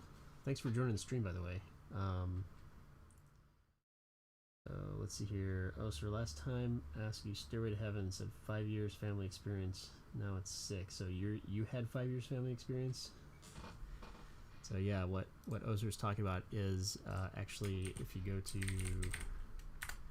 the Creative Things channel, there is a video on creating the Stairway to Heaven project, which was a let's see here, where is it? Custom, how to model custom stairs in Revit. Yeah, it's like a 4-part series.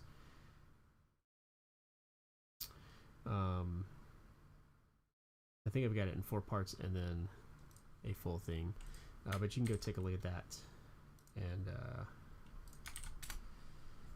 model the Stairway to Heaven in Revit using Revit components. Let's see. Oh, so you were saying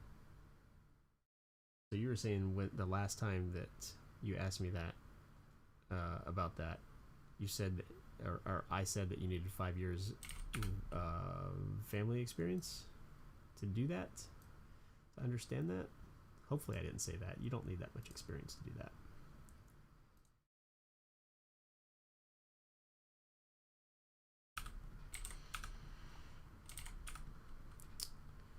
Okay.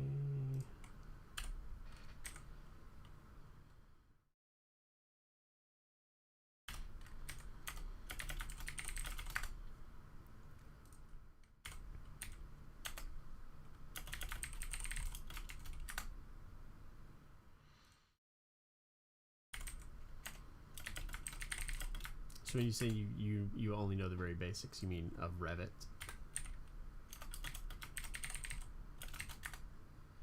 Asked that before you take that video. When you're showing me video, I asked your experience. Oh no, I have more than 6 years experience. I started using Revit back in 2004. So Revit 5 had just come out. I stream whenever I can. I was streaming on a regular basis, and then COVID hit, and my internet service provider decided that all of a sudden the up bandwidth that I had was not good enough to stream, even though I had been streaming from home before. So I recently upgraded my home internet, and now I am streaming more often. So I try to stream daily during the week, and when I can on the weekends, I'll hop in and do some fun streams that aren't work related. So usually these are work related.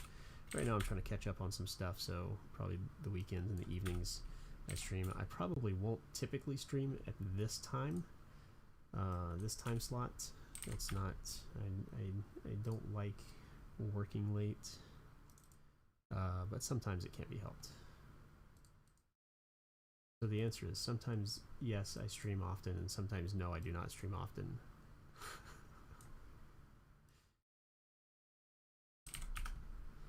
That's why you gotta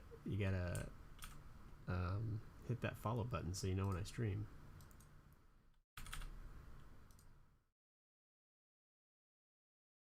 Just a little bit further.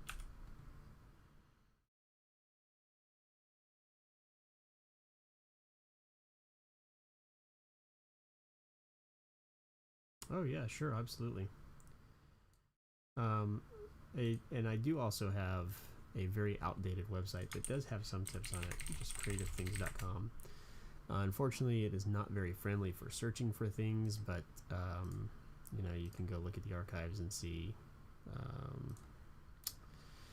So I've got like some family series on how to model things and phasing in families and all kinds of fun stuff. But unfortunately, I really need to work on the website, especially since I'm actually running a business now. But yeah, feel free to recommend a way. That's what I do. I delegate all the questions that people ask me to other people. So go watch this video. And go look at this Revit forum thread. Alright, so I think good news is that we've got some elevations now. Front elevation, left elevation, rear elevation. We really don't even need that rear elevation yet.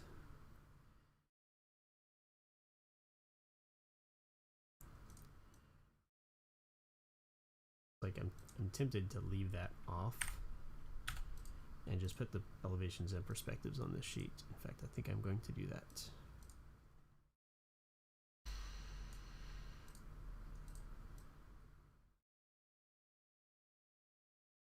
I'm still here. Are you still there? Oh. So this is really confusing. I have a stream bot. Yes. Stream now. You are live to everyone. That hooks up my stream chat and my Discord server to Twitch and YouTube. Sometimes the Discord regulars who don't watch the stream start chatting in there.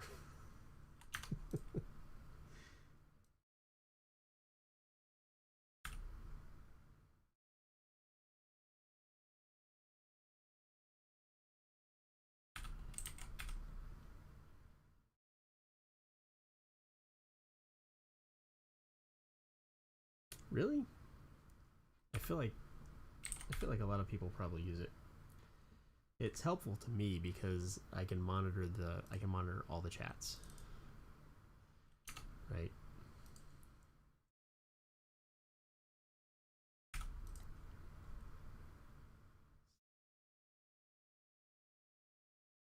Why? You know what?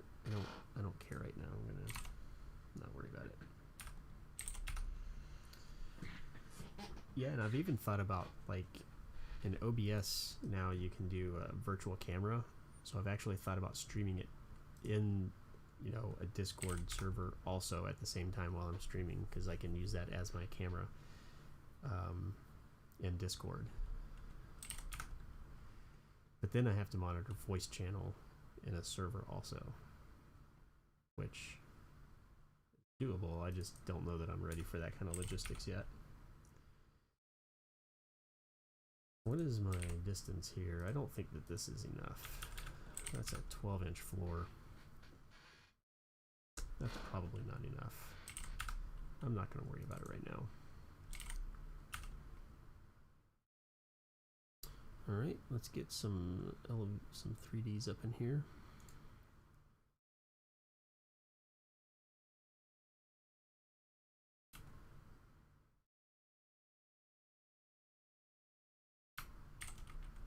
By the way, if you're just joining me, this is I am well aware that this is an atrocious building design. This is not the final design. This is an iteration along the way. So if you're tuning in and just wanting to see how bad this gets, it's going to get better real soon. So let's duplicate this. Let's see here. Hand this around and get a view. Let's get a shot from over here.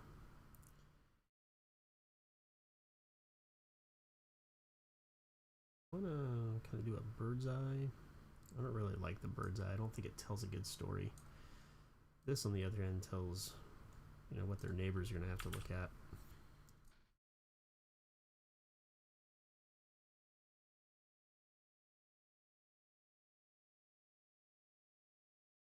There's a lot that still needs to happen with these. All right.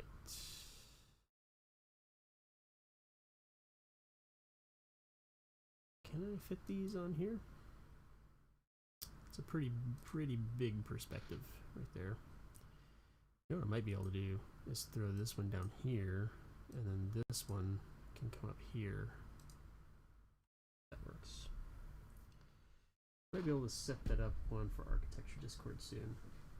Yeah, you know, I was streaming in the Architecture Discord recently, and it's because for some reason I could stream to Discord fine with no problems, but it was,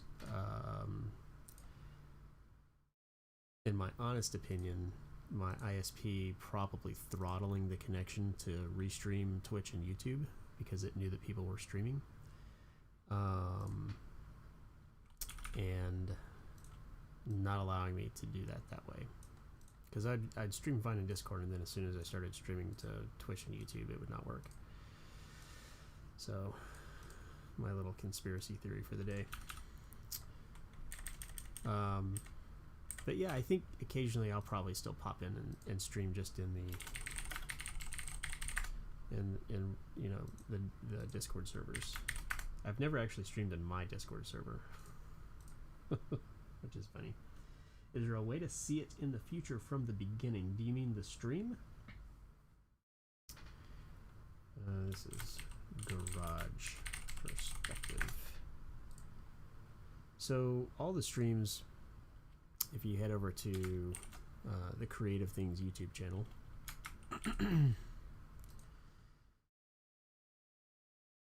there's actually a hidden playlist.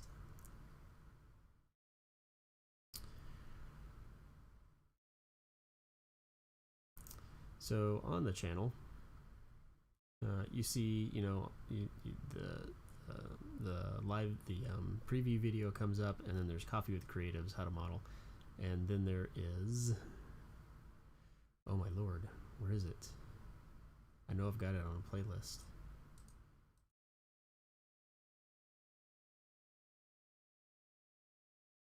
What? All right, I might have to fix that. There is, oh, under videos. Yeah, you click videos. And then, oh, maybe it's playlists. Created playlists, and then it's all the way at the back here. So you can see there's a live architecture playlist, and you can see that I've got 415 videos uploaded. Now, the live streams are supposed to be automatically added, but I think that 415's been there for a while. So I think I need to go check, but usually my live streams are automatically updated to be in that playlist, which I just linked. So let's see here. Sir, yeah, this is like this link design, creating exterior 3D Studio Max SketchUp. What program? Doesn't matter. It's basic, easy. Yeah, I agree with that. Which program doesn't matter to some extent. The problem that I have with 3D Studio and SketchUp as an architectural tool is that they are just modeling tools. There's no information to go into them. When I model something in Revit, holy cow, Jerry.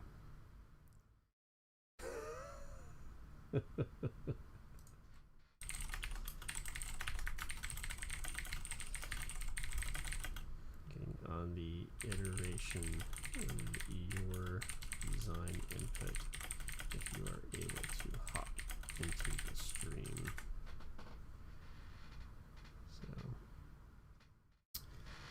So let's see here, but I want to create, that's distracting, isn't it?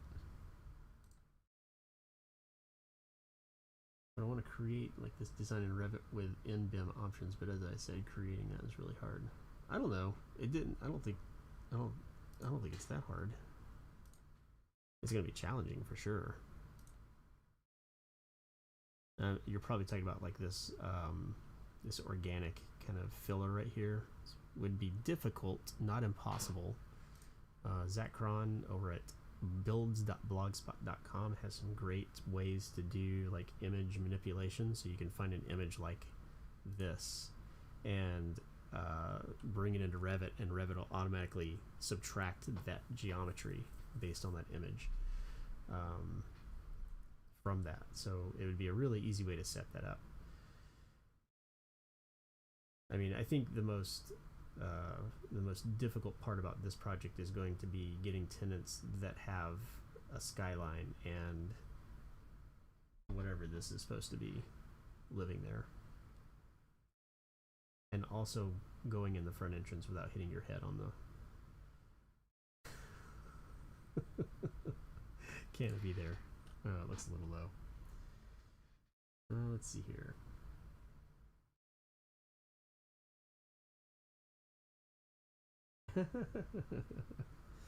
Well, you can't watch it in Discord. Chatting, yeah, chatting automatically it embeds links. No, I don't think that's necessary. These should work for now.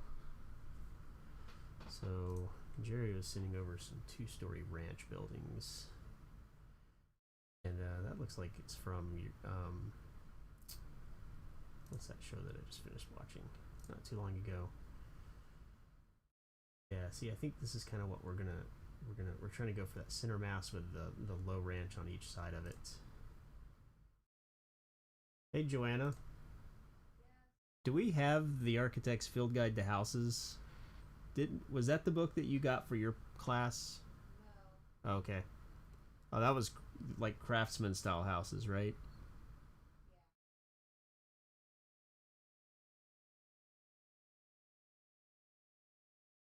Yeah, I think there's some good stuff in here. We'll be able to take a look at that.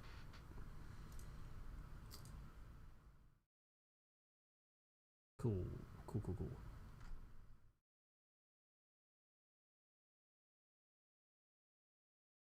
All right. Let's see here. More questions. There's a balcony exterior line with white. Yeah, creating that may be easy for you, but I can't create them one by one. Well, you can copy them across, make a style and copy it across. Hey, thanks for that follow, Daryl. Appreciate it. 30 minutes late. My bad. I didn't see that. I don't have my sound on, so I can't hear the alerts. Does the ARE have any Revit documentation standards? NCARB. Does NCARB specifically? No, but the AIA does have BIM regulations in their contracts that specifically work with Revit. They don't have like CAD standards. There are AIA layers. There is a text AIA layer document that you can use to set up your AutoCAD exports from Revit to AutoCAD using the AIA layer standards, but they don't have any kind of standards specifically for Revit that I'm aware of.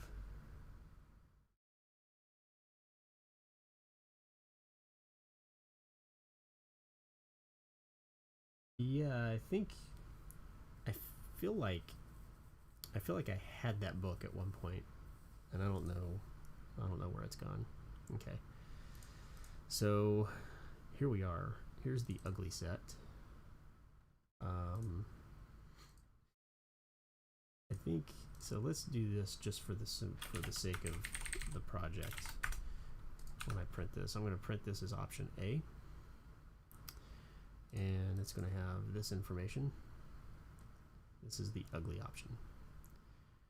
This is the we don't want this, but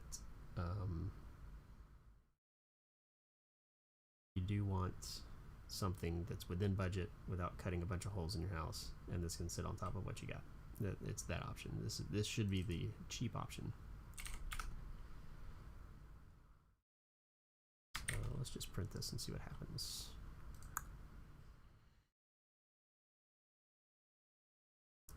Current selected. Yeah, so I think Jerry is actually replying in chat, in the stream chat, to you. I don't know if Jerry's actually watching the stream or not. But he's saying that there is the AI e-documents for BIM, which is part of the contract. It's basically like it's AIA's BIM execution plan. Hey Jerry, thanks for watching. Right? I had to deal with the e-documents for BIM when I did some projects for Synergy. When I did that Walmart for Synergy, they used the e-documents for BIM basically as part of their contract with me, which, yeah. Do I want to save this for previous? Yeah, we'll call this design discovery set.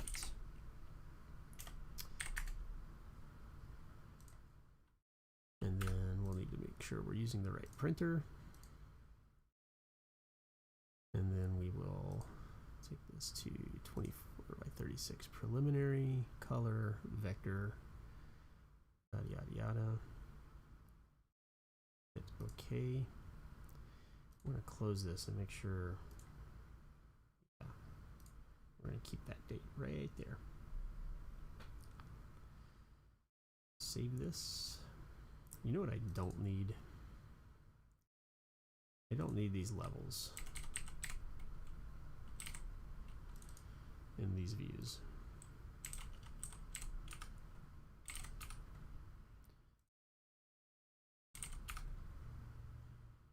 There we go. That works. This is so ugly.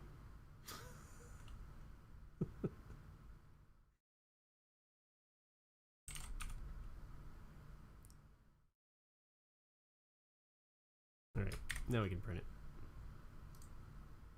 Nope.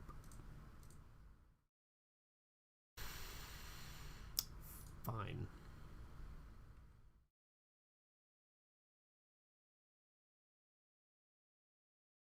Well, so I do also I will be making more tutorials. I'm going to take the repertoire of Revit tips that I have on my website and make videos of them and put them up on YouTube. So there will be more of that coming, hopefully. But yeah, you know, I started streaming because I needed to think that somebody's going to watch me and keep me on task. So I'm not browsing Facebook or watching videos on YouTube or something like that. But also, I like the idea of somebody coming along and learning something, and possibly even improving my product just through having, you know, a quick design charrette session right then and there. So I really like the idea, and I was streaming for a while, and it doesn't always work out, and it's hard to do a schedule, but I do enjoy doing it, and I think a lot of people do enjoy watching it when they can. I know most people can't stick around for 4 hours while I'm working, but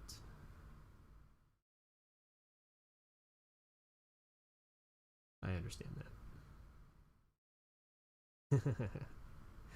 Yeah, maybe that'll become a video. So kind of the plan is, oh shoot, I didn't hit start record. So now I get to download it from YouTube. So the idea is that as I do some like little tidbits in the stream, I'll probably break them out and make them little Revit tips. I used to do what I call Revit tip of the day, which were little fun videos on just here's a quick tip in Revit, and that's basically all the things that you see in the website.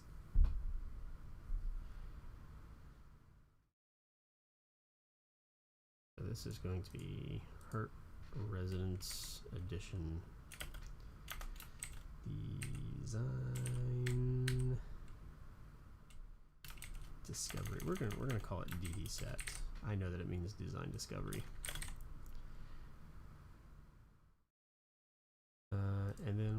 date on it. I'm actually gonna call this 1521. Don't tell anyone.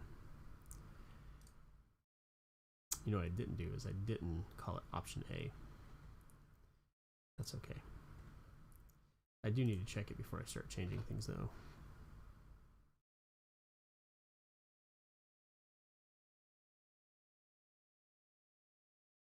Oh man. Got a lot of other stuff to work on tomorrow. Boing, boing, boing. Boing. Oh shoot.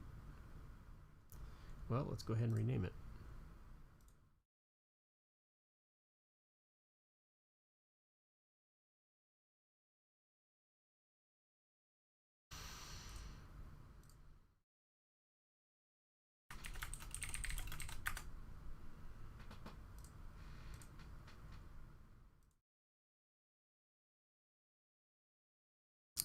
Right. And since Autodesk doesn't know how to make PDFs print in alphabetical order or allow print order, I get to come in here and rearrange the sheets.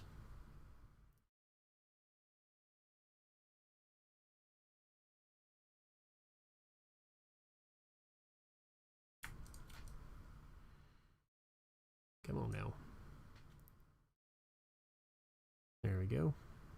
So we got the cover sheet. That looks as good as that ever will. Okay, some area information. So they're going to gain about 1,200 square feet with this. Seems. Oh, you know what I didn't do? I didn't go back and flush this out. Wait, what?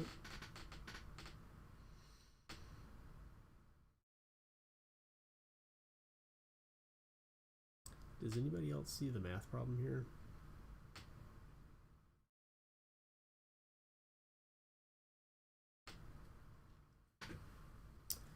This side is reporting more square footage than this side, but I have included this on this side, but not on this side. You know what it is? This is to the interior face of the wall. Okay, I'm glad we caught that. That would not have looked very good. Do I have it like a how to make a portfolio series? No, because honestly, I don't have that strong of a portfolio. Because my resume has gotten me the jobs that I need. So I've never really had to make a the only portfolio that I have is the one that I had to make for a school project. But that would be a good one. Might be a learning process for me too. Someone mentioned design in Revit with BIM options. I use design options in Revit every day and with 3 easy points. It's very easy to learn. I agree with that. It is upfront kind of a mind warp in trying to understand what you can and can't put in a design option, but once you figure out the rules, it's easy to work with until you start doing really complicated design options, and then you start doing things like I did with shortcuts that end up not working out well at all. Also inform you the playlist unlisted videos for your streams haven't been archiving your streams. Yes, I noticed that. So I got to go figure out why those streams are not being added to the playlist. I don't know if it's something that changed in YouTube, but I'll do that maybe tonight. I appreciate you letting me know that, though. And welcome to the stream. It's good to see you. Hi, Kai. Hi, Kai is one of the OG stream viewers from back in the day. So what were we doing? Oh, look at that. No room tags up there. Maybe I should fix that also. I don't think I'm going to do any materials here, but I should probably go dress these up a little bit before I move on to fixing this other thing here. All right, so first things first. I think I'm just going to have to delete these in order to get them to work the way that I want them to.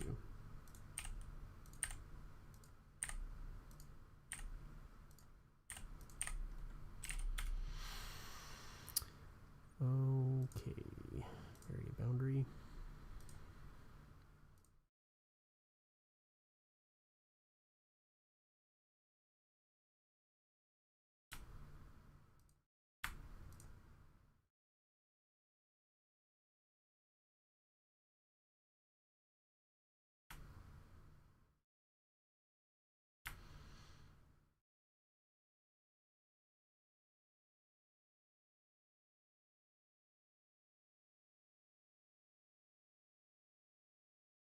Oh yeah, I have no doubt that I have enough content to create a portfolio. I think the concern with me doing a portfolio series is that in the eyes of what students are asked to create for portfolios in school, it's completely different in my opinion on what you need for a professional portfolio. And I wouldn't put together a student portfolio. I'd put together a professional portfolio. Although I could take a stab at making an artsy fartsy. Why did that not like doing that? There we go. Like student based portfolio.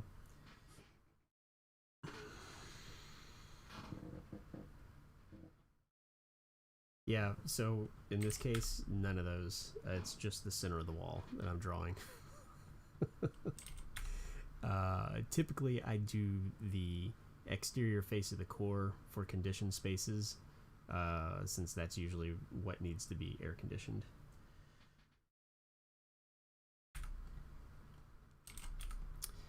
My portfolio has literally been, hey, here's my resume, and I've got some examples of my work on this USB stick if you want to look at them. And I can bring those in during our interview and we can go look at them. And I do have like some images that I use.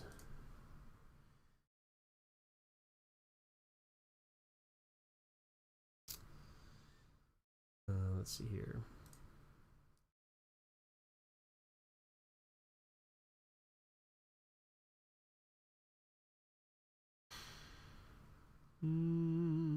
Portfolios. Sample projects. Yeah.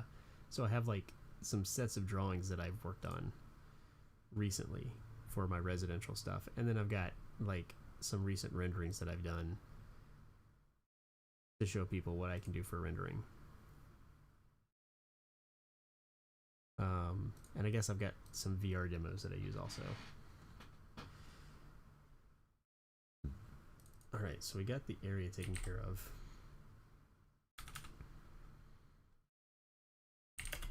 Sorry, Jerry, I really expected to be done with this so that I can move on. Why is nothing working? To the design that you helped inspire. Is it because I'm not in this mode? Okay. Room. There we go. Bathroom. Closet. Stairwell. This is actually already... The area is calculated already downstairs, so we're not going to redo that. So this is den. Vault to 8 ceiling. Carpet floor. Carpet floor. Bedroom. Vault to 8 foot ceiling. Carpet floor. Bathroom.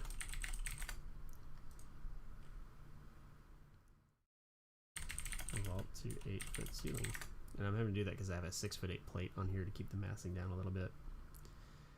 So we have a 6'8" wall everywhere, and we don't want a 6'8" ceiling. Tile floor. Wow. Not being very consistent right now.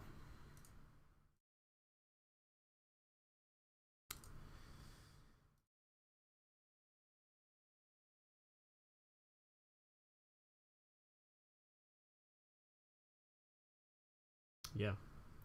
It's a good point, Jerry. So I just mentioned that I'm not calculating the area here because that area is a single space that's 2 stories tall, and that area has already been calculated downstairs. Now, I don't know.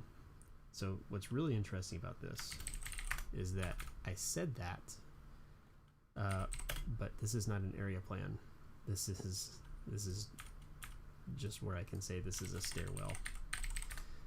But if you go back and look at my area plan, guess what I've done?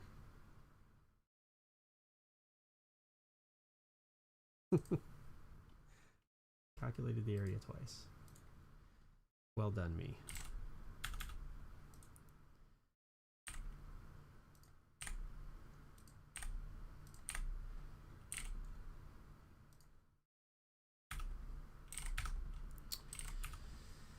Yeah, you know, I just realized that I invited you to come watch this, but you've got to test this study for.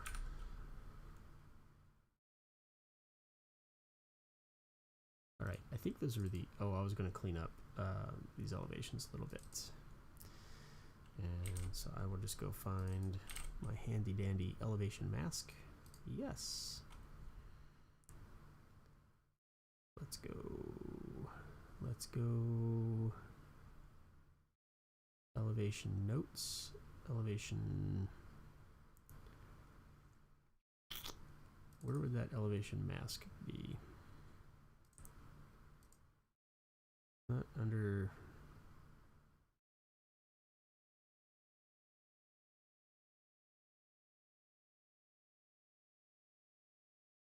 Stud, architectural.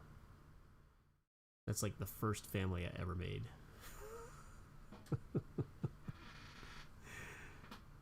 Yeah, we won't open that right now. Maybe that's for a different video. I wonder if it's under detail components. Yeah, there it is. Elevation masking. So I made these masking detail components that I can basically just drop in elevations and mask the grade. So I can take that, and typically, you know, I'll have my structure showing through, but since I don't for this, I can just do this right here.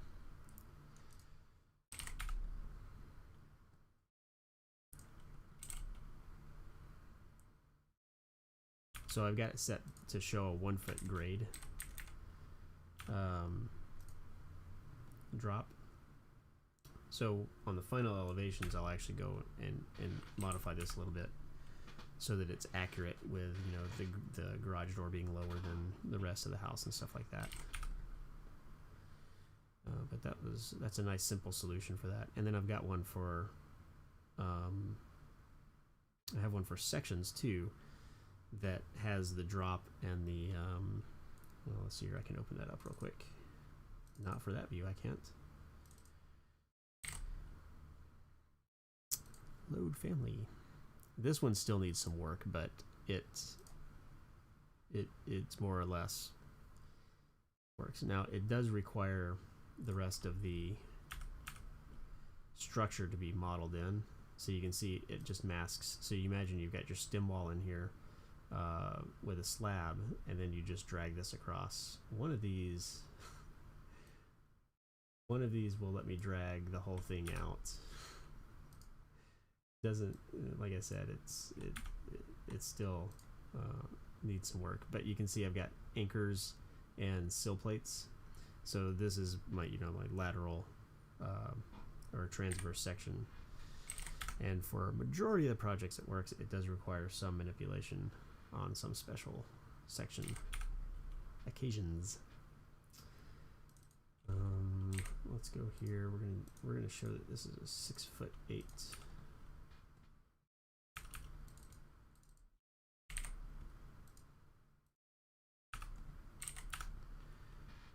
Second floor plate. All right, I think that is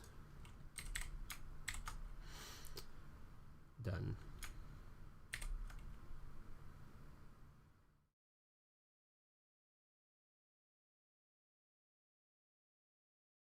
Okay, we're gonna have to go close close this.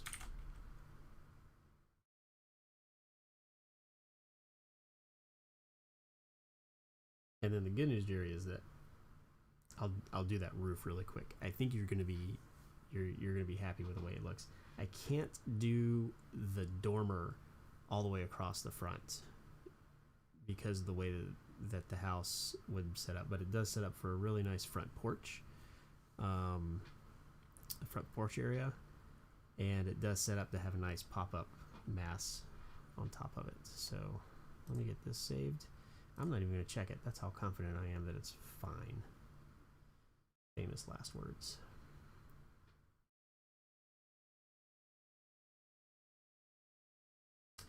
The project I was working on this morning, yes, that one. This is the same project. It's just atrocious looking right now because of the way I'm approaching the project. Drop that up there. Boom. Boom. Boom. Boom. Save that. And here we go. Okay, this is going to be, we're going to call this option B. And then let's go in here and change this to blended.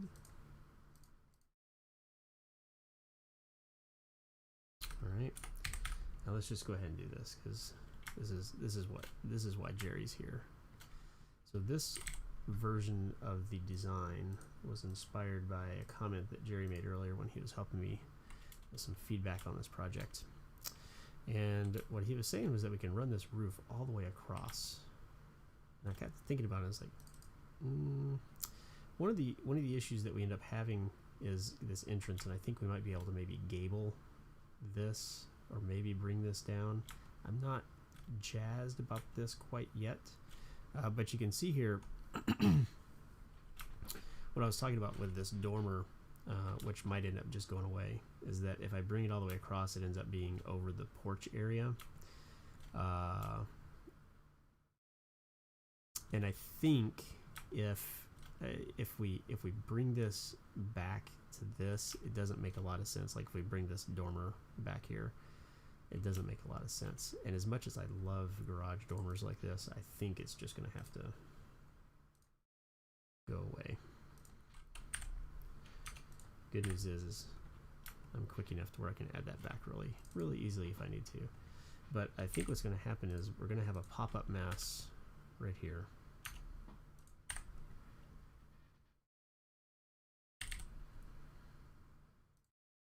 That's fine. And then I don't think I have these offset, and they should be aligned already. Yep. Okay. Right. So let's see here. You were thinking the front part of the gable and the back gable join. No hip on the corner.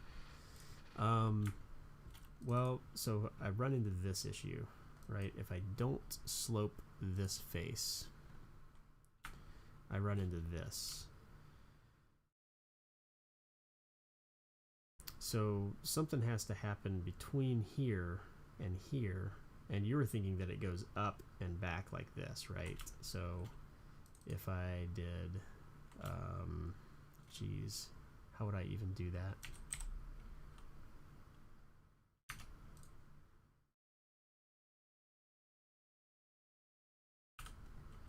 Yeah, it wouldn't go up that far. Let's do this. First, 8-foot plate. Welcome to the design portion of the stream where we're actually designing something. That's not true. We were designing documentation. That's just as important as anything else. And now that we have the sheets, I mean, we're like 3/4 of the way done.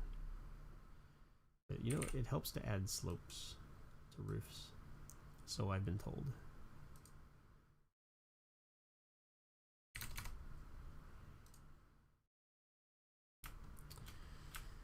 So one of the nice things about the later versions of Revit is that you can design 3D in perspective. The not so nice thing about it is that you lose the ability to work in orthographic view without switching back and forth, and switching back and forth between orthographic and perspective really jacks up the view.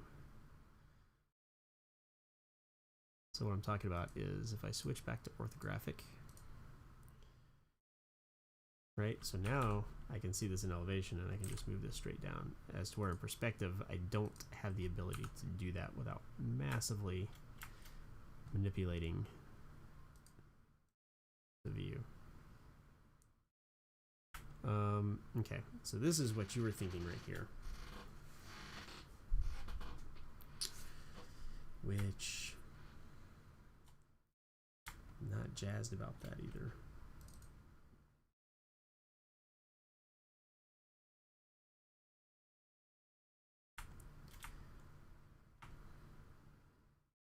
See, and you see how the perspective's all jacked up now? So now I have to center somewhere reasonable, and the perspective kind of fixes itself sometimes. Yeah, see, now the perspective's really jacked up. What have I done?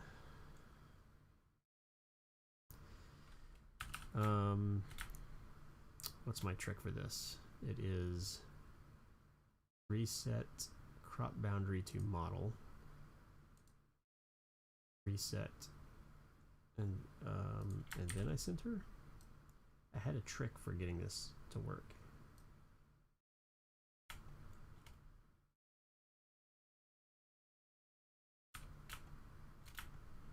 It's where it wasn't jacked up.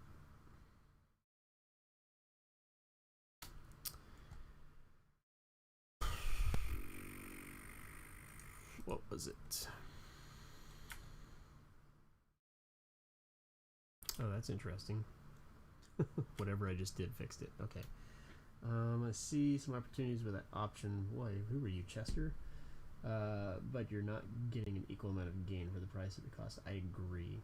Without knowing the backstory, I was thinking the way you form two rectangles that are offset to join the roof, resulting in porches for the negative space. So here's what I was thinking, possibly. Was putting another gable that comes out the front here. Well, yes, but name a program, Daryl, that you're not better at without knowing tricks and hacks.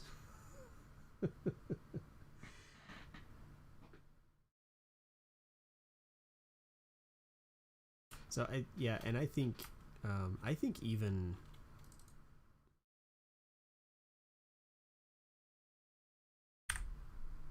this has some opportunity when we have this right here.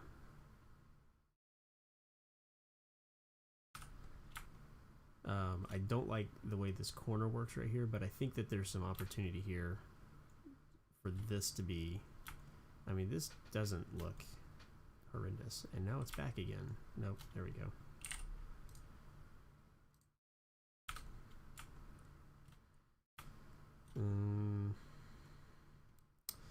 You know, it's interesting. I really actually like how this mass reads as a mass itself, kind of poking up through there. If this came in right at the corner, I would be happier about it. Now we are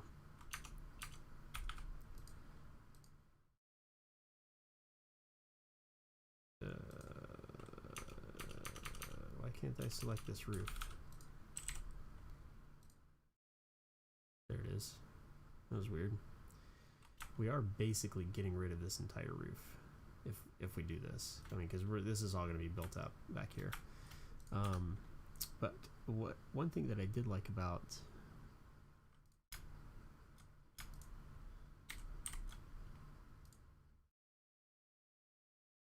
this project, or this layout, was how well, whoa, Like, where'd that roof go? Oh, that's interesting. I kind of even like that gable sticking out front like that. Yes, you can use slope arrows instead. I do that when I have a like a triangular shaped roof that doesn't have edges that I can use to define the slope, like when I'm doing crickets or something like that. Maybe that was the issue. Maybe.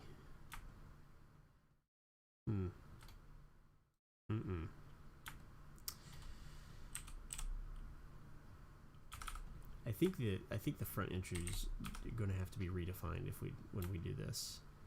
I think it needs to be redefined to kind of help this. Now, I really liked this option that we saw back in here, where it kind of sloped with the existing. The only problem is that I've got a 3-foot plate height here.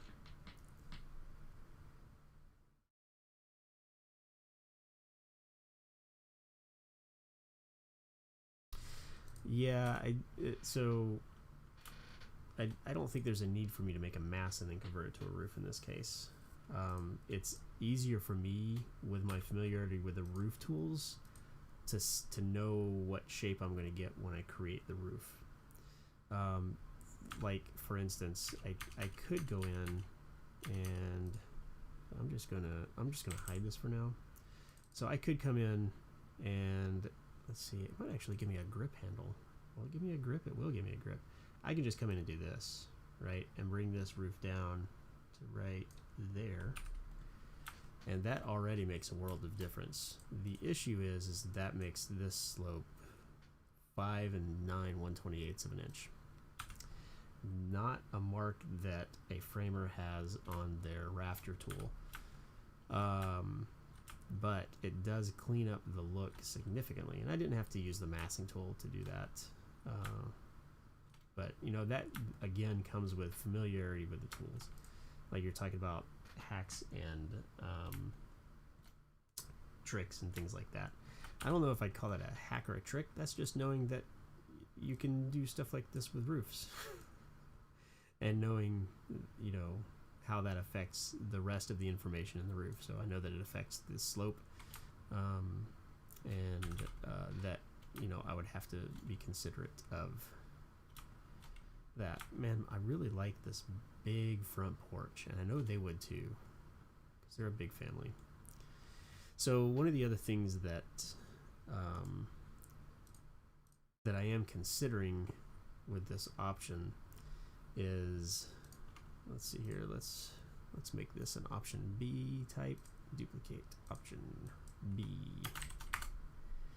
Yeah, so Jerry, what I've started doing is, like, if somebody posts something in Discord that they need help on, you know, I'll click it, and then I'll use screen share, or what is it,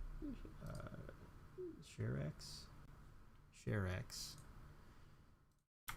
and you know, you can go in and just draw on it.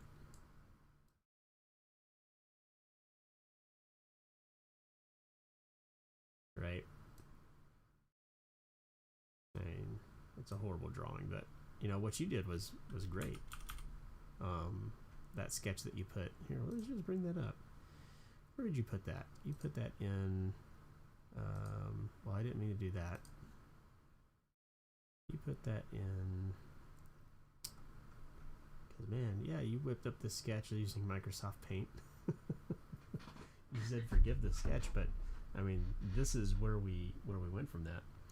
And I think that this is a much more graceful option than the building block solution, where we're literally stacking things on top of each other.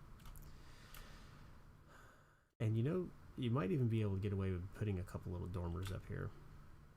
Something's going to have to happen here. Like, I think this wall is going to have to come all the way back.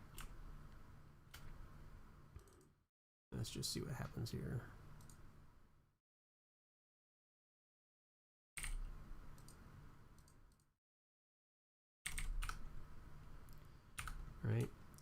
that feels pretty good. And then, you know, we bring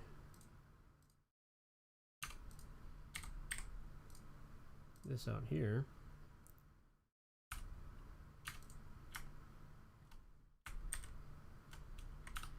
And I think we're starting to come up with a solution that fits with the original design of the house. So,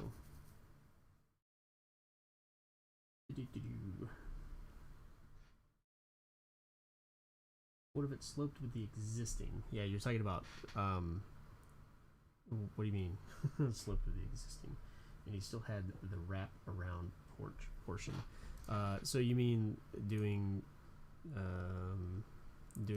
this guy right here, where we take the existing porch and slope it up. The only issue with that is that I have a 3-foot plate at the den here now, and I really, one of the reasons that I like this option so much is because option B,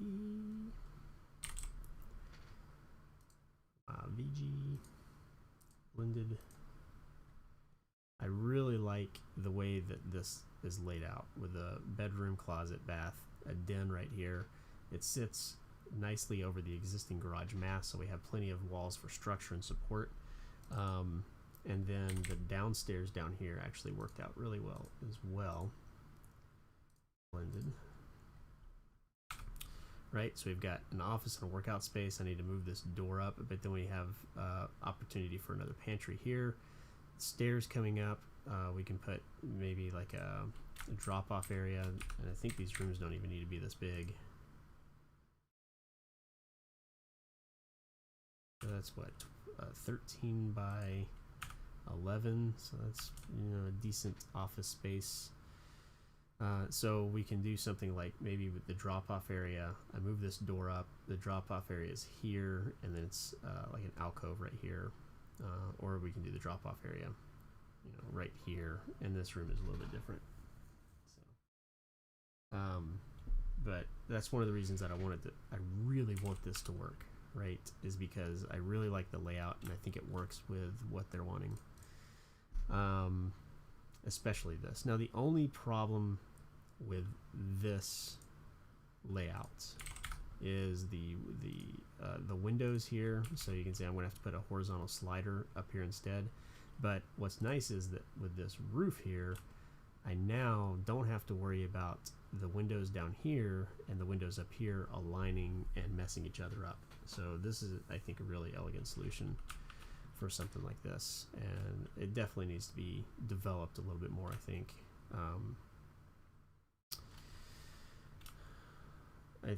I think it's going to come down to whether or not, because if I change the angle of this, that means that we're going to have to add more roof to the existing. And here's the fun part. The existing roof structure is all trusses. Just change the roof to balcony. Oh yeah, up here where you just walk out on top of it. Unfortunately, they are in Tulsa, Oklahoma, and not Miami, Florida. So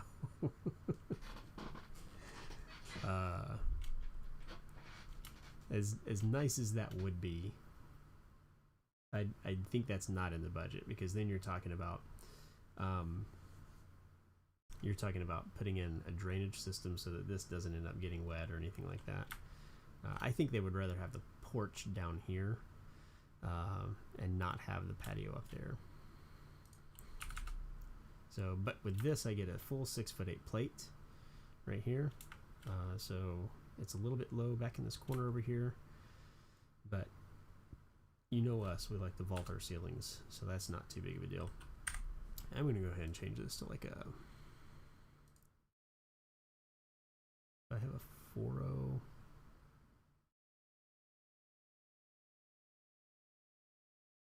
I think it's a 4.0/4.0 slider that I typically do for egress.